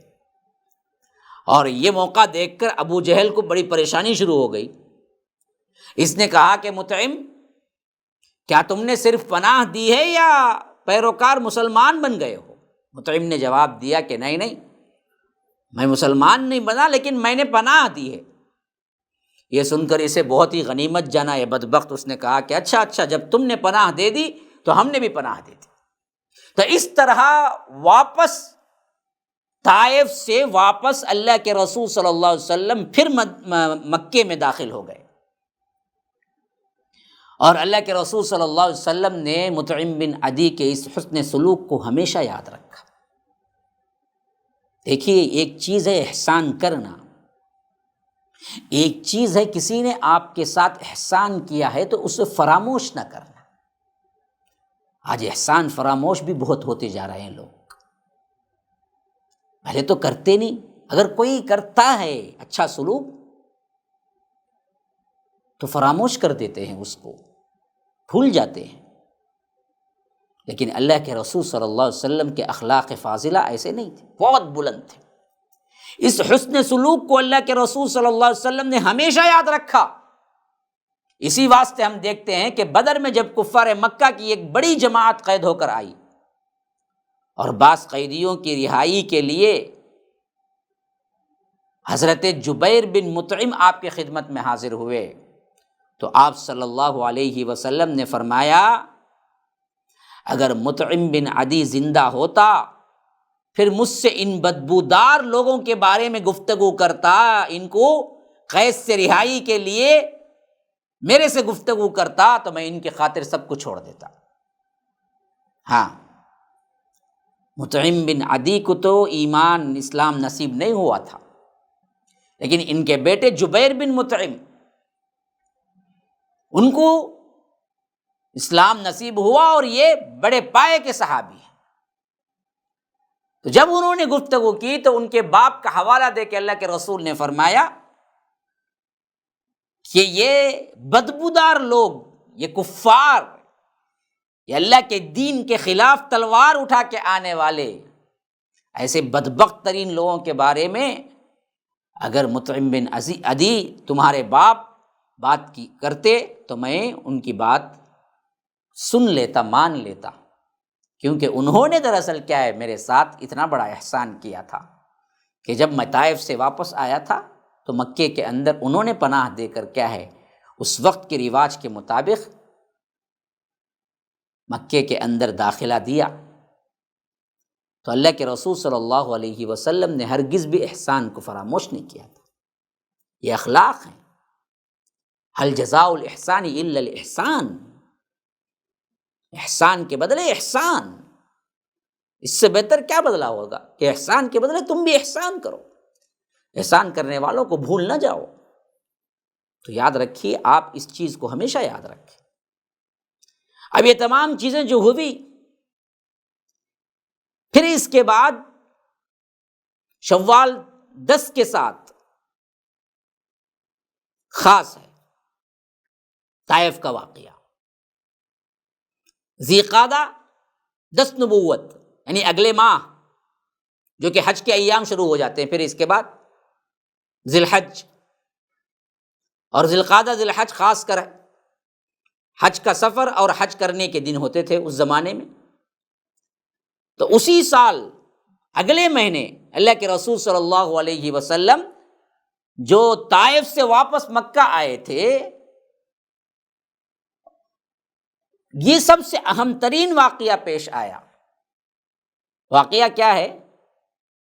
اللہ کے رسول واپس آ کر پھر ویسے ہی دعوت اسلام، تبلیغ دین حنیف میں مصروف ہو گئے۔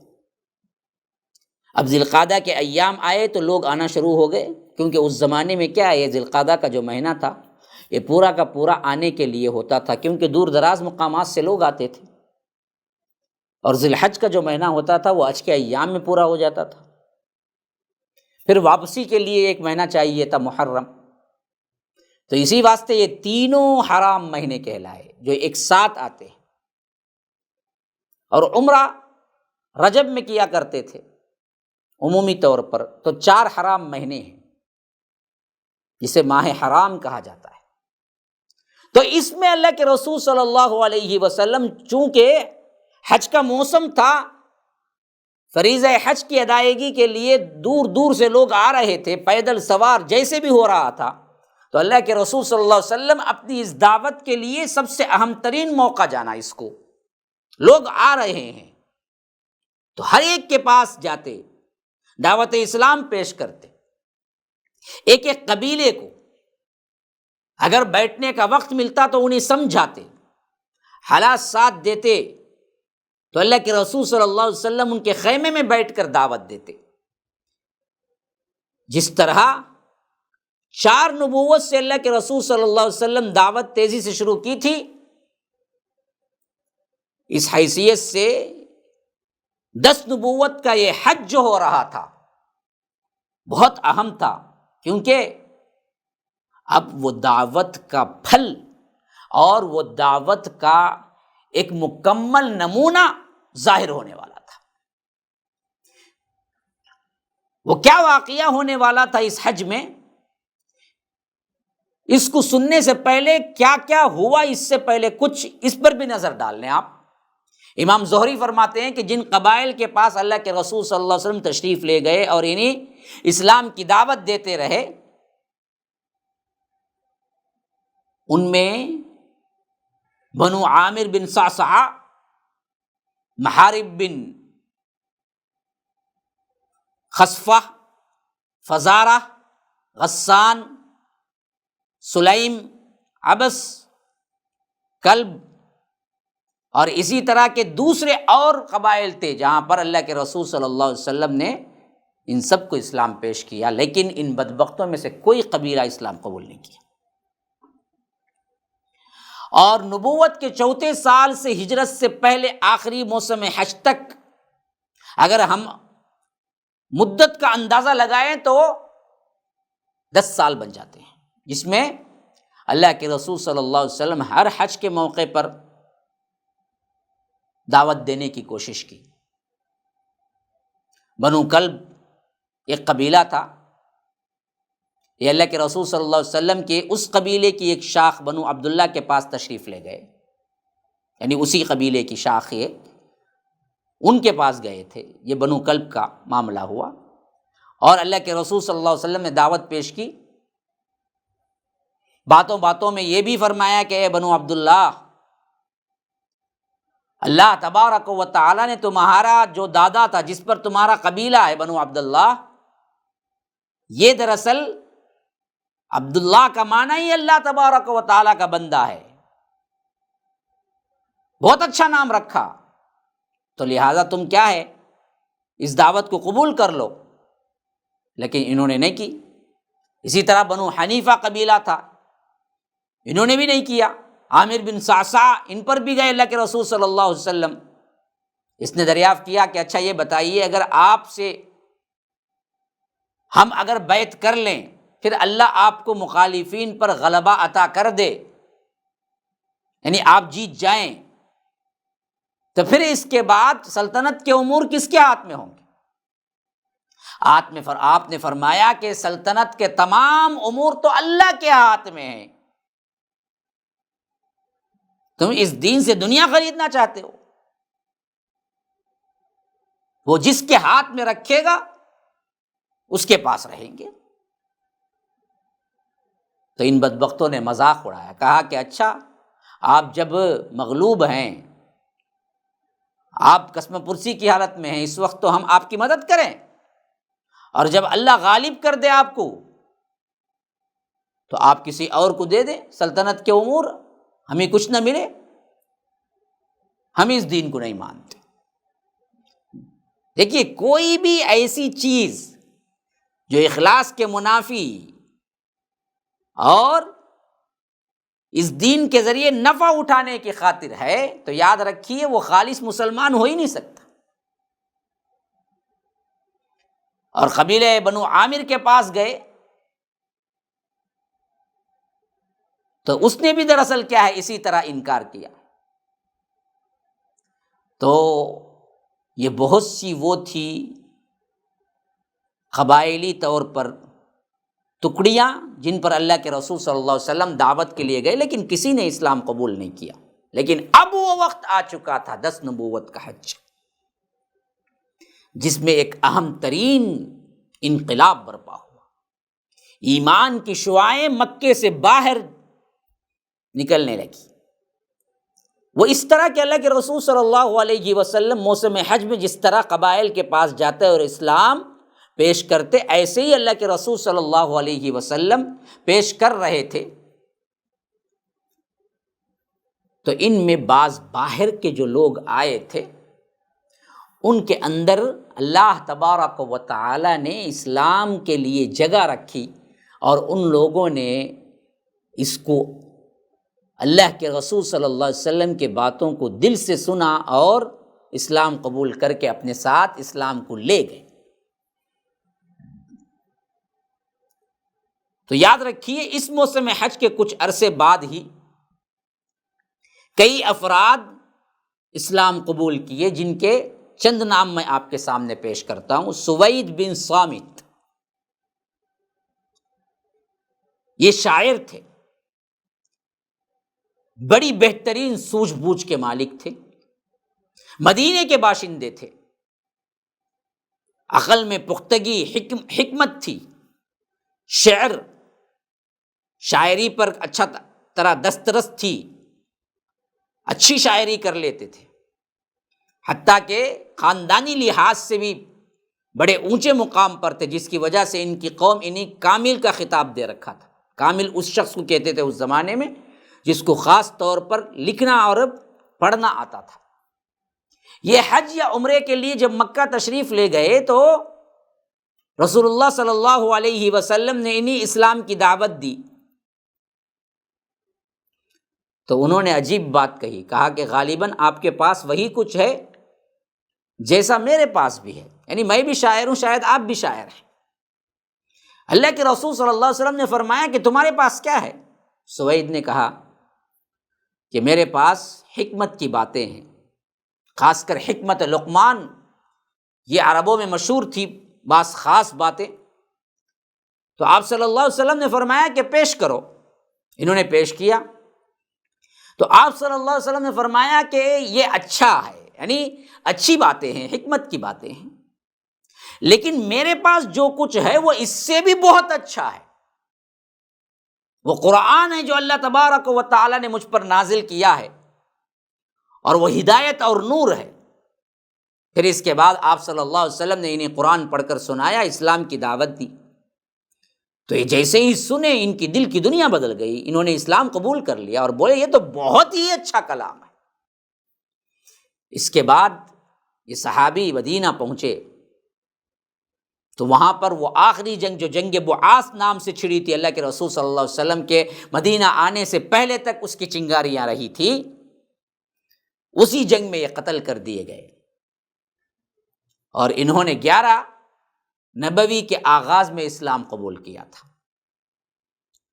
تو یہ پہلے شخص تھے جو مکہ آئے اور اپنے اسلام قبول کیا اور اسلام کو لے کے مدینہ تک پہنچے۔ اسی طرح ایاس بن معاذ بھی ایک ایسی شخصیت ہیں جو مدینے کے باشندے تھے اور جوان تھے، اور یہ بھی جنگ بعاث سے کچھ پہلے اوس کا ایک وفد تھا خزرج کے خلاف، یعنی 2 قبائل تھے اوس اور خزرج، تو یہ ایک وفد لے کر یہ خزرج کے خلاف قریش کے ساتھ بات چیت کرنے کے لیے آئے مکہ۔ تو اس وقت اللہ کے رسول صلی اللہ علیہ وسلم کو معلوم ہوا تو آپ تشریف لے گئے اور ان کے درمیان بیٹھ کر اس طرح خطاب کیا، فرمایا آپ نے اے لوگو سنو، دیکھو جس مقصد کے تحت تم تشریف لائے ہو اس سے بہتر وہ چیز تم قبول کیوں نہیں کر لیتے؟ ان سب نے کہا وہ کیا چیز ہے؟ آپ نے فرمایا میں اللہ کا رسول ہوں اور اللہ نے مجھے اپنے بندوں کے پاس اس بات کی دعوت دینے کے لیے بھیجا ہے کہ میں یہ دعوت تم لوگوں کو دوں کہ اللہ کی ہی عبادت کریں اور اس کے ساتھ کسی کو شریک نہ کریں۔ اللہ نے مجھ پر کتاب بھی اتاری ہے۔ پھر آپ صلی اللہ علیہ وسلم نے قرآن کی تلاوت کی تو ایاس بن معاذ بولے اے قوم، یہ خدا کی قسم اس چیز سے بہتر ہے جس کے لیے ہم لوگ یہاں تشریف لائے ہیں، یعنی وہ جنگ بھڑکانے کے لیے یا آ کر اس جنگ کی تائید کرنے کے لیے یا حلیف بنانے کے لیے جو آئے تھے لوگ، وہ جان لیے کہ اسلام اس سے بہت بلند ہے۔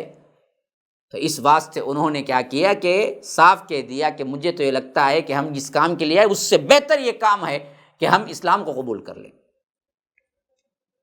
لیکن بعض لوگوں نے جو اس قبیلے کے تھے انہوں نے کیا ہے حضرت ایاس سے صحیح سلوک نہیں کیا، مٹی اٹھا کے ان کے منہ پر دے ماری، کہا کہ یہ سب باتیں چھوڑو، جس مقصد کے لیے ہم آئے ہیں وہ کام کرو۔ تو وہاں پر حضرت ایاس نے خاموشی اختیار کر لی اور اللہ کے رسول صلی اللہ علیہ وسلم بھی اٹھ گئے۔ وفد جو آیا تھا، یعنی جس جماعت کے ساتھ یہ آئے تھے، تعاون کا معاہدہ بھی نہیں ہوا اور یوں ہی ناکام مدینہ واپس ہو گئے۔ لیکن مدینہ واپس ہونے کے تھوڑے ہی دن بعد ایاس انتقال کر گئے، لیکن روایتیں اس بات کی شاہد ہیں کہ اپنے وفات کے وقت یہ اللہ اکبر، تکبیر، تہلیل، تسبیح کر رہے تھے، جس سے لوگوں کو یقین ہوا کہ ان کی وفات اسلام پر ہوئی۔ اور اسی طرح کا واقعہ ہے ابو ذر غفاری کا بھی۔ ادھر اس طرف مکے کے باہر مدینے کے لوگ آئے، اسلام قبول کیے، ادھر یہ غفاری قبیلے کے خاندان کا یہ نوجوان جو ابو ذر غفاری کہلائے، یہ بھی دراصل کیا ہے، مدینے کے اطراف میں ہی سکونت پذیر تھے۔ جب سوید بن صامت اور ایاس بن معاذ کے ذریعے مدینے کے اطراف اللہ کے رسول صلی اللہ علیہ وسلم کے آمد کی اطلاع، نبوت کی اطلاع ملی، تو یہ خبر ابو ذر غفاری رضی اللہ عنہ کے بھی کان میں ٹکرائی۔ ابو ذر غفاری رضی اللہ عنہ نے یہی بہترین موقع مناسب سمجھا اور اس کی تگدو اور اس کی کوشش میں لگے کہ یہ اصل کیا ہے اور اس نبی نے کیا کہا ہے اور کیا مقصد لے کے آئے ہیں۔ ان کے اسلام لانے کا واقعہ تو صحیح بخاری میں تفصیل کے ساتھ مروی ہے ابن عباس رضی اللہ عنہ سے۔ وہ بیان کرتے ہیں کہ ابو ذر رضی اللہ عنہ نے فرمایا کہ میں قبیلے غفار کا ایک آدمی تھا اور مجھے معلوم ہوا کہ مکے میں ایک ایسا آدمی ہے جو اپنے آپ کو نبی کہتا ہے، اور میں اپنے بھائی جو حضرت ابو ذر غفاری کے بھائی تھے ان سے کہا کہ جاؤ اس خبر کو صحیح طور پر سن کے آؤ اور مجھے اس کی تحقیق کر کے بتاؤ کہ ہوا کیا مکے میں۔ تو بھائی گئے اور ملاقات کی، واپس آئے، پوچھا کیا خبر لائے ہو؟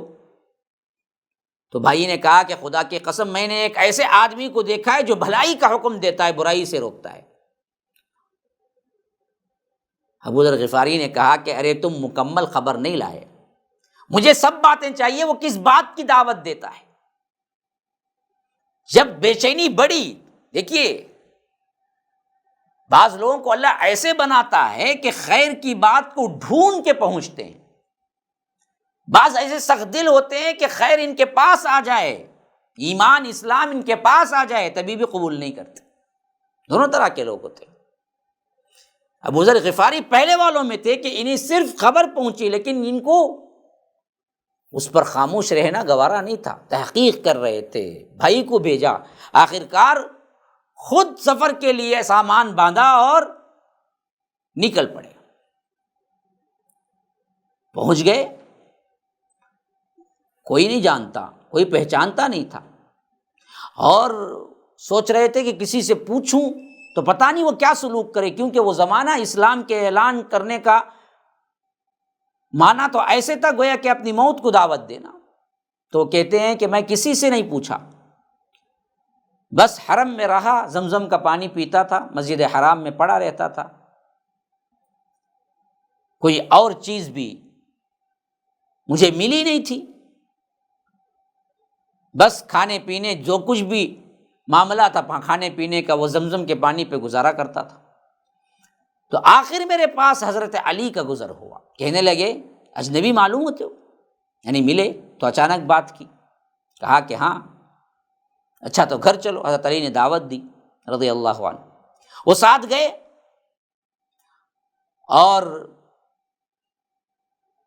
نہ وہ کچھ پوچھ رہے تھے نہ میں کچھ پوچھ رہا تھا، یعنی حضرت علی نے کہا کہ مہمان شاید، لے گئے، اور ان کو ہمت نہیں پڑ رہی تھی کہ کوئی جواب پوچھوں یا کچھ معاملہ اپنا بتاؤں۔ صبح ہوئی تو پھر میں مسجد حرام پہنچ گیا، لیکن کوئی نہیں تھا جس سے میں دریافت کرتا کہ یہاں پر نبوت کا اعلان کرنے والے کون ہیں۔ آخرکار پھر وہی ہوا کہ حضرت علی رضی اللہ عنہ سے ملاقات ہو گئی۔ تو حضرت علی نے کہا کہ آج بھی جس کام کے لیے آئے ہو نہیں ہوا، اچھا تو چلو گھر کو۔ پھر مہمان نوازی کی، پھر اس کے بعد پوچھا کہ اس شہر میں کیوں آئے ہو؟ میں نے کہا کہ رازداری کے کام لیں گے، یعنی رازداری کے ساتھ رہیں گے میرے ساتھ تو میں بتاؤں گا۔ حضرت علی نے کہا کہ ٹھیک ہے، کیا معاملہ ہے؟ تو حضرت ابو ذر غفاری کہتے ہیں کہ اب جب مجھے تشفی ہوئی تو میں نے کہا کہ دیکھیے یہاں پر ایک آدمی ہے جنہوں نے اپنی نبوت کا دعویٰ کیا ہے، میں اصل میں ان سے ملنے کے لیے ہی آیا ہوں۔ آپ اگر یہ بات مجھ سے بتا سکتے ہیں کہ وہ کون ہیں تو بڑی مہربانی ہوگی۔ حضرت علی رضی اللہ عنہ بڑے خوش ہوئے سن کر، اور فرمایا کہ اچھا، کل میں نکلوں گا گھر سے اور تم میرا پیچھا کرنا، اگر کوئی نوٹ کر رہا ہے تم اپنے کام کے لحاظ سے کیا ہے اپنی راہ لے لینا یا کچھ بہانہ کر لینا، اور جیسے ہی میں اندر داخل ہوں تم بھی اندر داخل ہو جانا۔ پھر صبح سویرے جب اللہ کے رسول صلی اللہ علیہ وسلم کے پاس حضرت علی پہنچے تو پیچھے سے ابو ذر غفاری بھی سیدھے داخل ہو گئے، اور جیسے ہی اللہ کے رسول صلی اللہ علیہ وسلم کو ابو ذر غفاری کے آنے کا معلوم ہوا اور مقصد معلوم ہوا تو اللہ کے رسول صلی اللہ علیہ وسلم نے انہیں اسلام پیش کیا، اور وہیں وہ چند منٹوں کے اندر مسلمان ہو گئے۔ اس کے بعد آپ صلی اللہ علیہ وسلم نے فرمایا کہ ابو ذر اس معاملے کو ذرا خفیہ رکھو، پس پردہ ہی رکھو، اور اپنے علاقے میں واپس چلے جاؤ، جب ہمارے ظہور کی خبر آئے گی، جب اسلام کے غلبے کی خبر آئے گی اس وقت آ جانا۔ اب مشکل ہے اعلان کر کے رہنا، بڑے خطرناک ماحول ہے یہاں پر، اسلام کا اعلان تم علانیہ نہیں کر سکتے، لوگ تمہیں نہیں چھوڑیں گے۔ تو ابو ذر غفاری نے کہا کہ اس ذات کی قسم جس نے آپ کو حق کے ساتھ بھیجا ہے، میں ضرور بالضرور ببانگ دہل اعلان کر کے جاؤں۔ اللہ کے رسول ادھر منع کر رہے ہیں کہ ابو ذر حالات نہیں ہیں، واپس چلے جاؤ، لیکن ابو ذر کہہ رہے، ایمان کی حمیت دیکھو، کہہ رہے ہیں کہ نہیں، میں اعلان کر کے جاؤں گا۔ پھر جب قریش موجود تھے حرم میں تو اچانک کلمہ شہادت کا یہ آواز، یہ نعرہ بلند ہوا، اشہد ان لا الہ الا اللہ واشہد ان محمدًا عبدہ ورسولہ۔ تو لوگوں نے دیکھا کہ یہ کس کی ہمت ہے کہ ہمارے سامنے کلمہ شہادت بلند کرے۔ اب جو مرحلہ پیش آیا وہ اسلام کے لیے، خاص کر ہمارے ایمان کے لیے ایک بہترین زبردست مضبوط قوت والی ٹانک ہے کہ کس طرح حضرت ابو ذر غفاری نے اپنے ایمان کے ساتھ علی الاعلان حرم میں شہادت، کلمہ شہادت کو پڑھا اور اس پر مصائب عالم کو سہا، اور انہیں اس کی کوئی پرواہ نہیں تھی۔ اور آج ہم مسلمان کیا کر رہے ہیں، یہ واقعہ بڑا دلچسپ ہے، انشاءاللہ میں اگلی مجلس میں آپ کے سامنے رکھوں گا۔ ھذا وباللہ التوفیق، صلی اللہ وسلم علی نبینا محمد۔ اسأل اللہ لی ولکم ولسائر المسلمین من کل ذنب فاستغفروہ انہ هو الغفور الرحیم۔ السلام علیکم ورحمۃ اللہ وبرکاتہ۔ MSLI TV، رہنمائی بدلتی دنیا کے لیے۔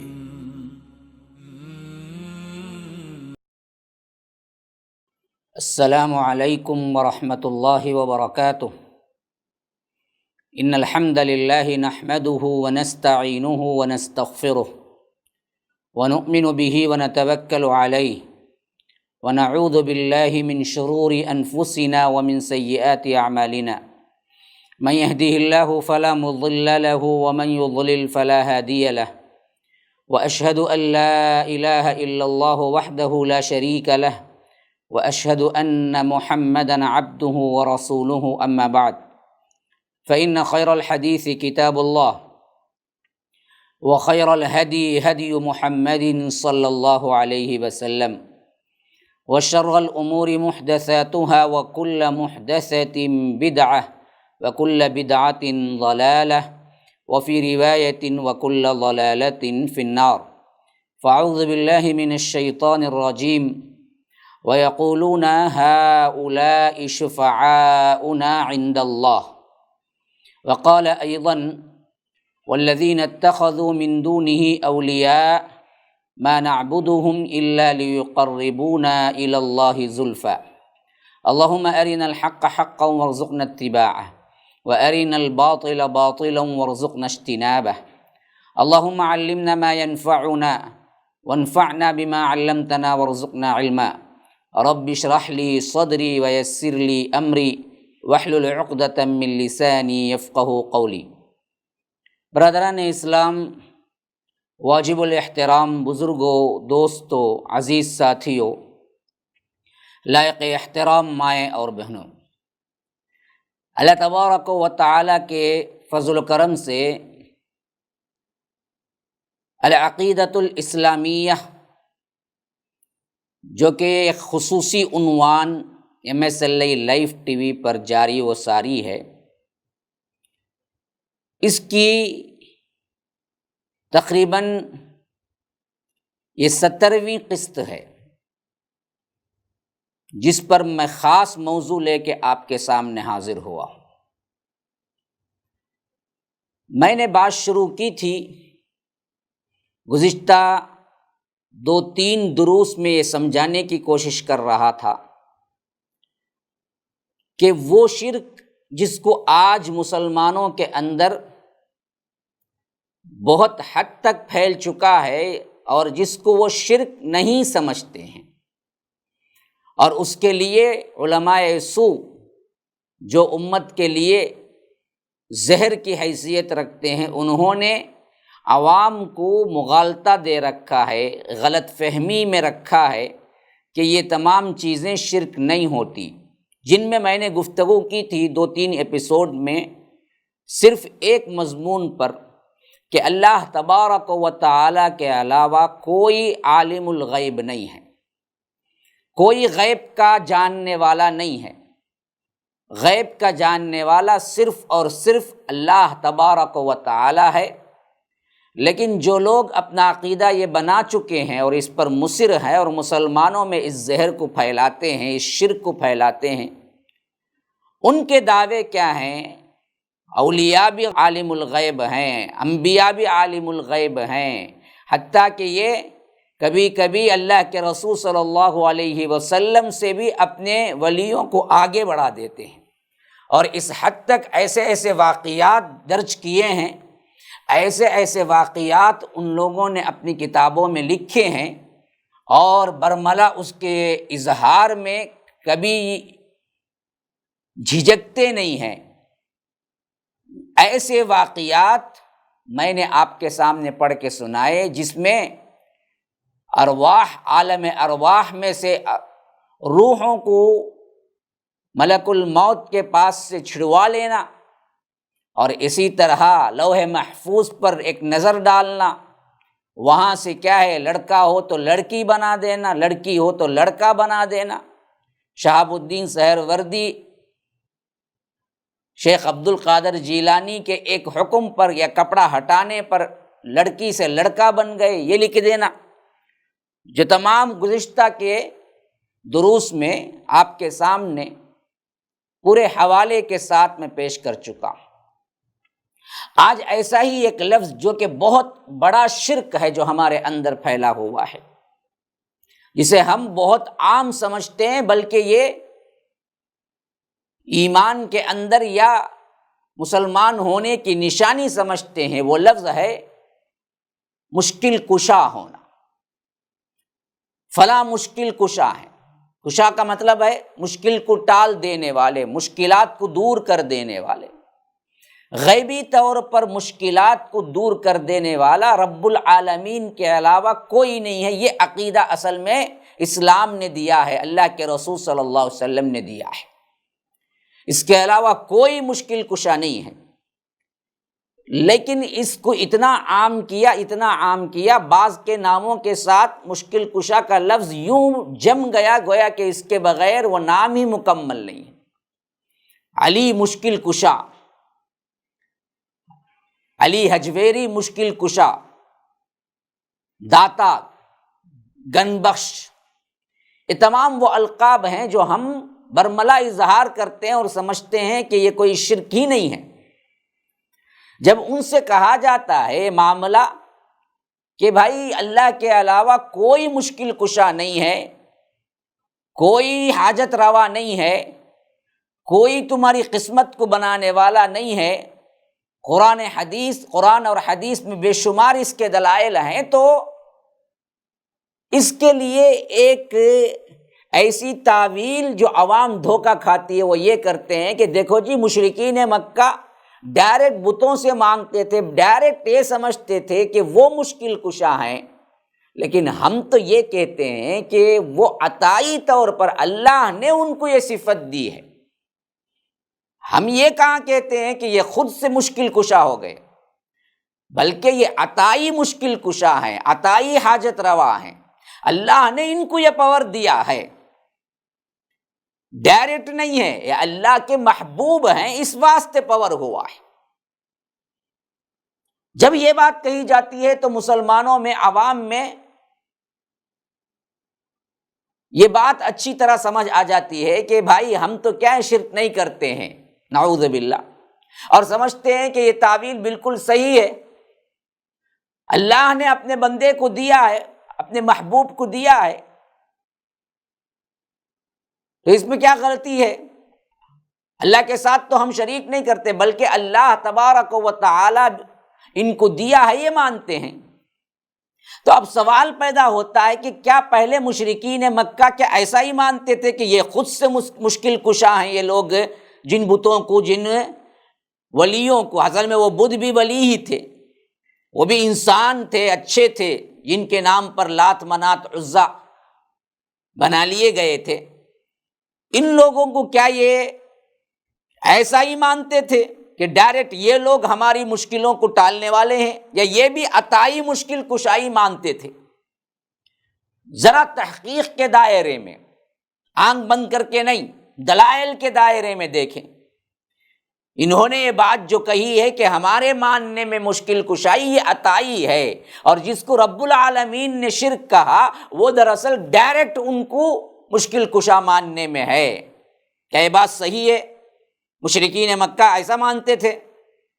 اب ذرا آپ دلائل کی طرف آئیے۔ مشرکین مکہ ہر چیز کا مالک اللہ تبارک و تعالی ہی کو سمجھتے تھے، ہر چیز پر مکمل غلبہ، اقتدار، اختیار اللہ ہی کا تسلیم کرتے تھے، ہر چیز کا خالق اور مالک اللہ ہی کو سمجھتے تھے۔ ہاں، وہ بھی یہی سمجھتے تھے کہ اللہ نے ان کو پاور دیا ہے، یہ اللہ کے نیک بندے ہیں، بس وہ بٹھائے تھے، ہم لٹائے ہیں، بس ہمارے پاس قبر ہے، ان کے پاس بت ہیں۔ عقیدہ ان کا بھی یہی تھا کہ اللہ نے ہی ان کو مشکل کشا بتایا ہے۔ جیسا کہ حضرت عبداللہ ابن عباس رضی اللہ عنہما سے روایت ہے کہ کان المشرکون یقولون لبیک لا شریک لک لبیک، کان المشرکون یقولون لبیک لا شریک لک، قال فیقول رسول اللہ صلی اللہ علیہ وسلم ویلکم قد قد، فیقولون الا شریکا هو لک تملکہ وما ملک، یقولون هذا وهم یطوفون بالبیت۔ صحیح مسلم کی روایت 1180 پر 5، 1185 حدیث نمبر صحیح مسلم کی، حضرت ابن عباس رضی اللہ عنہما روایت کرتے ہیں۔ کیا روایت ہے؟ کیا الفاظ ہیں؟ مشرکین بیت اللہ کا طواف کرتے ہوئے کہا کرتے تھے لبیک لا شریک لک، اے اللہ ہم حاضر ہیں جس کا کوئی شریک نہیں ہے، وہ بھی یہی کہتے تھے۔ تو جب وہ اتنا کہتے تھے تو اللہ کے رسول صلی اللہ علیہ وسلم فرماتے تھے کہ بس بس یہ تک صحیح ہے، یہاں تک رک جاؤ، بربادی ہو تمہاری، اس سے زیادہ نہ کہو، اس سے زیادہ نہ اپنے شریکوں کو ملاؤ۔ لیکن وہ مزید کہتے تھے، آگے کیا کہتے تھے؟ الا شریکن هو لک، اے اللہ تیرا کوئی شریک نہیں مگر ایسا شریک جو تیرے لیے ہے، تو اس کے شریک کا بھی مالک ہے۔ تملکہ وما ملک، جس کو ہم شریک بناتے ہیں وہ بھی دراصل تیرے ہی سے پایا ہے، وہ بھی دراصل ایسا شریک ہے جس کا تو مالک ہے، اور جو کچھ اس شریک کے اختیار میں ہے اس کا بھی تو ہی مالک ہے۔ ہاں، الا شریکن هو لک تملکہ وما ملک، جو شریک ہم نے بنایا ہے یہ شریک دراصل تو نے ہی ان کو عطا کیا ہے، تو ہی ان کا مالک ہے، اور جو اختیار ان کو ہے وہ اختیار کا مالک بھی تو ہی ہے۔ یہ مانتے تھے، وہی عطائی اللہ نے اپنے محبوب بندوں کو عطا کیا، محبوب بندوں کو مشکل کشا بنایا، یہ بھی وہی کہتے تھے۔ یہ ہرگز یہ نہیں کہتے تھے کہ ڈائریکٹ ہم ان سے مانگتے ہیں، وہ بھی یہی کہتے تھے کہ ہم دراصل اللہ نے ان کو عطا کیا ہے، ان سے ہم مانگتے ہیں۔ بات بالکل وہی۔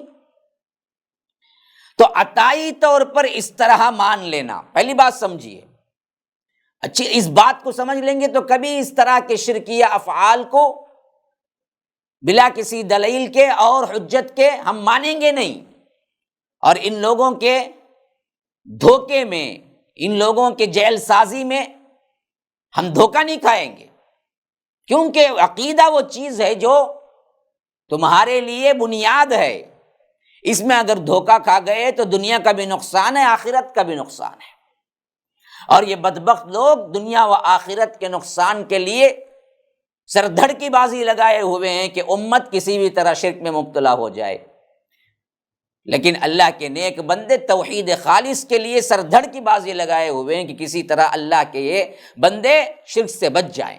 یہ کام ہمیشہ ہوتا آ رہا ہے، جہاں شیطان ہے وہاں اللہ کے بندوں کا بھی کام چلتا ہے، جہاں دعوت ہے شیطانی وہاں اللہ کی طرف بھی دعوت ضرور چلتی ہے۔ یہی کام دراصل کیا ہے MSLA لائیو ٹی وی کے ذریعے ہم کر رہے ہیں کہ کتنا بھی یہ لوگ چکما دے، دھوکہ دیں، ہم آپ کو واضح دلائل کے ساتھ بتلائیں کہ یہ دھوکہ کر رہے ہیں، یہ دھوکے میں آ کر اپنا ایمان خراب نہ کرو، دنیا آخرت برباد نہ کرو۔ سنا دینا، سمجھا دینا، پہنچا دینا یہ ہماری ذمہ داری ہے، جتنا سہل اور جتنا سمجھا سکتا ہوں میں کوشش کر کے آپ کے سامنے ایک ایک بات لا رہا ہوں۔ اب ضد ہٹ دھرمی کسی کی ہے وہ خود اپنا ذمہ دار ہے،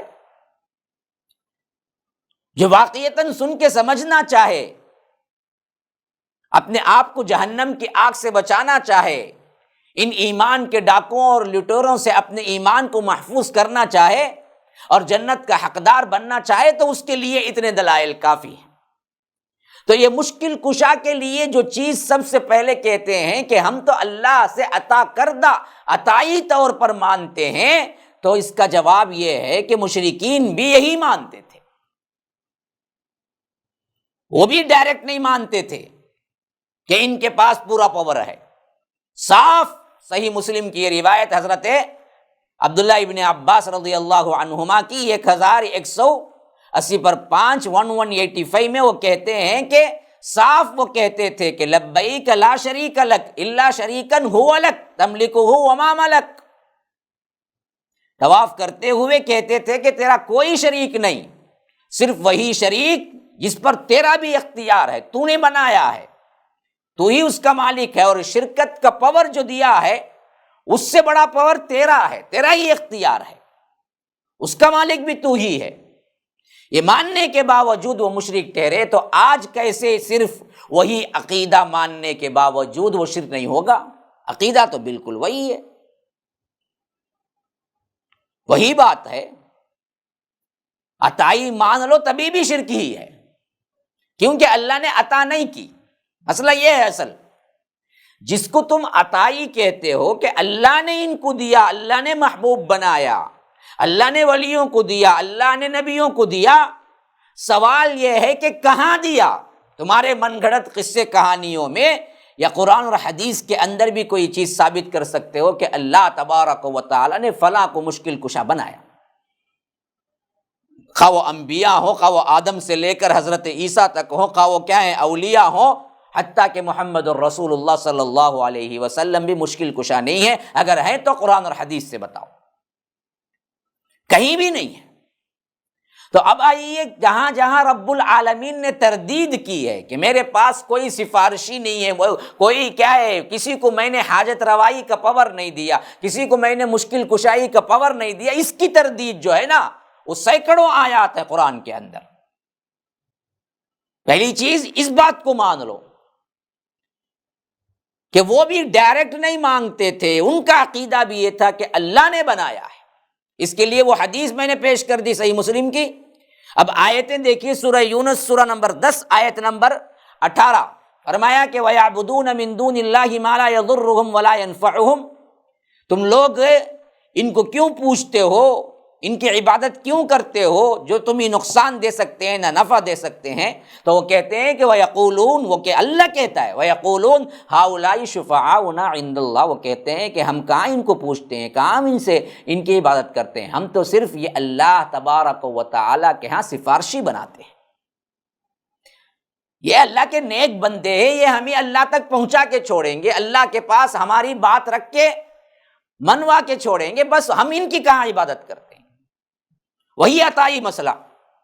اسی طرح رب العالمین فرماتا ہے سورہ زمر سورہ نمبر 39 آیت نمبر 3، والذین اتخذوا من دونہ اولیاء ما نعبدهم الا لیقربونا الی اللہ زلفی، جن لوگوں نے اللہ کے سوا دوسروں کو اولیاء بنائے، دوست بنائے، وہ کہتے ہیں کہ ہم ان کے لیے پوچھتے نہیں ہیں، ہم تو صرف ان کو اس واسطے پوچھتے ہیں یا اس واسطے پکارتے ہیں کہ ہم کو اللہ کے قریب کر کے چھوڑیں گے، ہم کہاں ان کی عبادت، ما نعبدہم،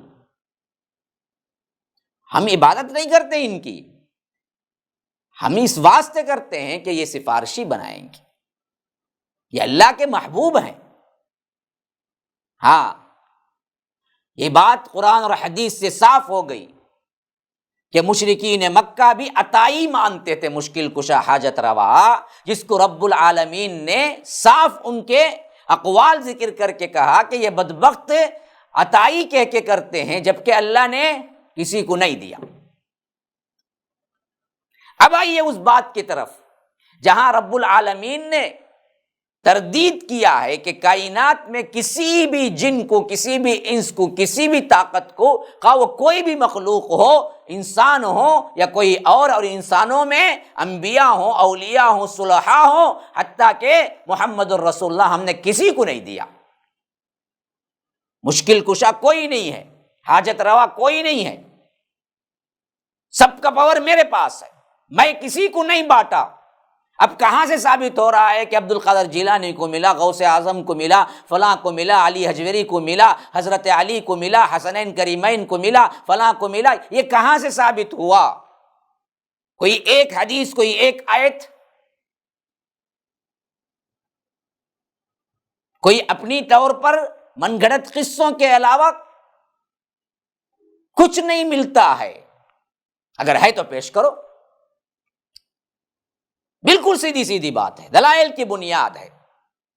اسلام کسی کی کیا ہے، ملکیت نہیں ہے، اور کسی کی منمانی نہیں چلتی اسلام میں۔ اسلام کا بیس قرآن اور حدیث ہے۔ اگر تم کہتے ہو تو قرآن اور حدیث سے ثابت کرو کہ مشکل کشا ہیں، اللہ نے فلاں آیت میں کیا ہے، فلاں کو مشکل کشا بنایا ہے، مان لیتے۔ جبکہ اس کے برخلاف اللہ نے کہا کہ ہم نے کسی کو نہیں دیا۔ اب آئیے بالترتیب دیکھیں گے کتنے آیات ہیں جس میں رب العالمین نے تردید کیا ہے کہ ہم نے کسی کو مشکل کشا نہیں بنایا، تمام پاور، تمام اختیارات میرے ہاتھ میں ہیں، میں نے کسی کو یہ پاور نہیں دیا۔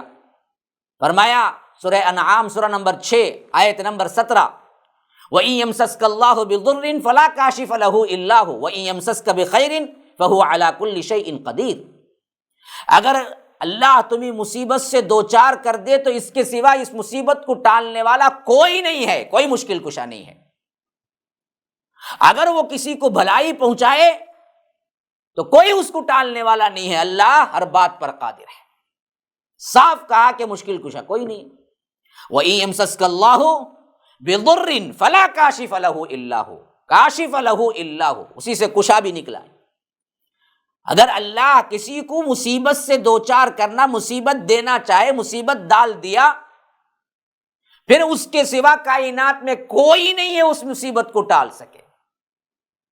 وہیں امسس کا بخیر، اگر کسی کو خیر دینا چاہا، کوئی نہیں ہے اس کو شر دے سکے۔ وہو علی کل شیء قدیر، کہ وہ ہر چیز پر قادر ہے۔ سورہ انعام سورہ نمبر 6 آیت نمبر 17۔ اب آگے آئیے، فرمایا اسی طرح سورہ یونس سورہ نمبر 10 آیت نمبر 107، وَإِن يَمْسَسْكَ اللَّهُ بِضُرٍّ فَلَا كَاشِفَ لَهُ إِلَّا هُوَ وَإِن يُرِدْكَ بِخَيْرٍ فَلَا رَادَّ لِفَضْلِهِ۔ وہی الفاظ دیکھیے، اگر اللہ تبارک و تعالی کسی کو تنگی میں ڈال دے تو اس کی تنگی کو دور کرنے والا کوئی نہیں ہے، اور اگر وہ کسی کے ساتھ بھلائی اور فضل کا ارادہ کر دے تو کوئی نہیں ہے اس کو رد کر سکتا ہے۔ یہ آئی نہیں وہی بات، وَإِن يَمْسَسْكَ اللَّهُ بِضُرٍّ فَلَا كَاشِفَ لَهُ إِلَّا، کوئی مشکل کشا نہیں ہے میرے علاوہ۔ وَإِن يُرِدْكَ بِخَيْرٍ فَلَا رَادَّ لِفَضْلِهِ، اگر میں کسی کے لیے خیر چاہوں تو کوئی نہیں ہے اس کو پلٹانے والا، میں ہی نفع دیتا ہوں، میں ہی نقصان دیتا ہوں، میں ہی اس کا مالک ہوں، میں نے کسی کو تقسیم نہیں کیا۔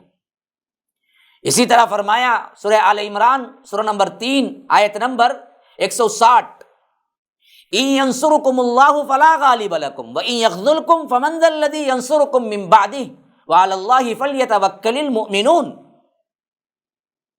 اگر اللہ تمہاری مدد کرے گا تو پھر کون ہے جو تم پر کوئی غالب ہو سکتا ہے؟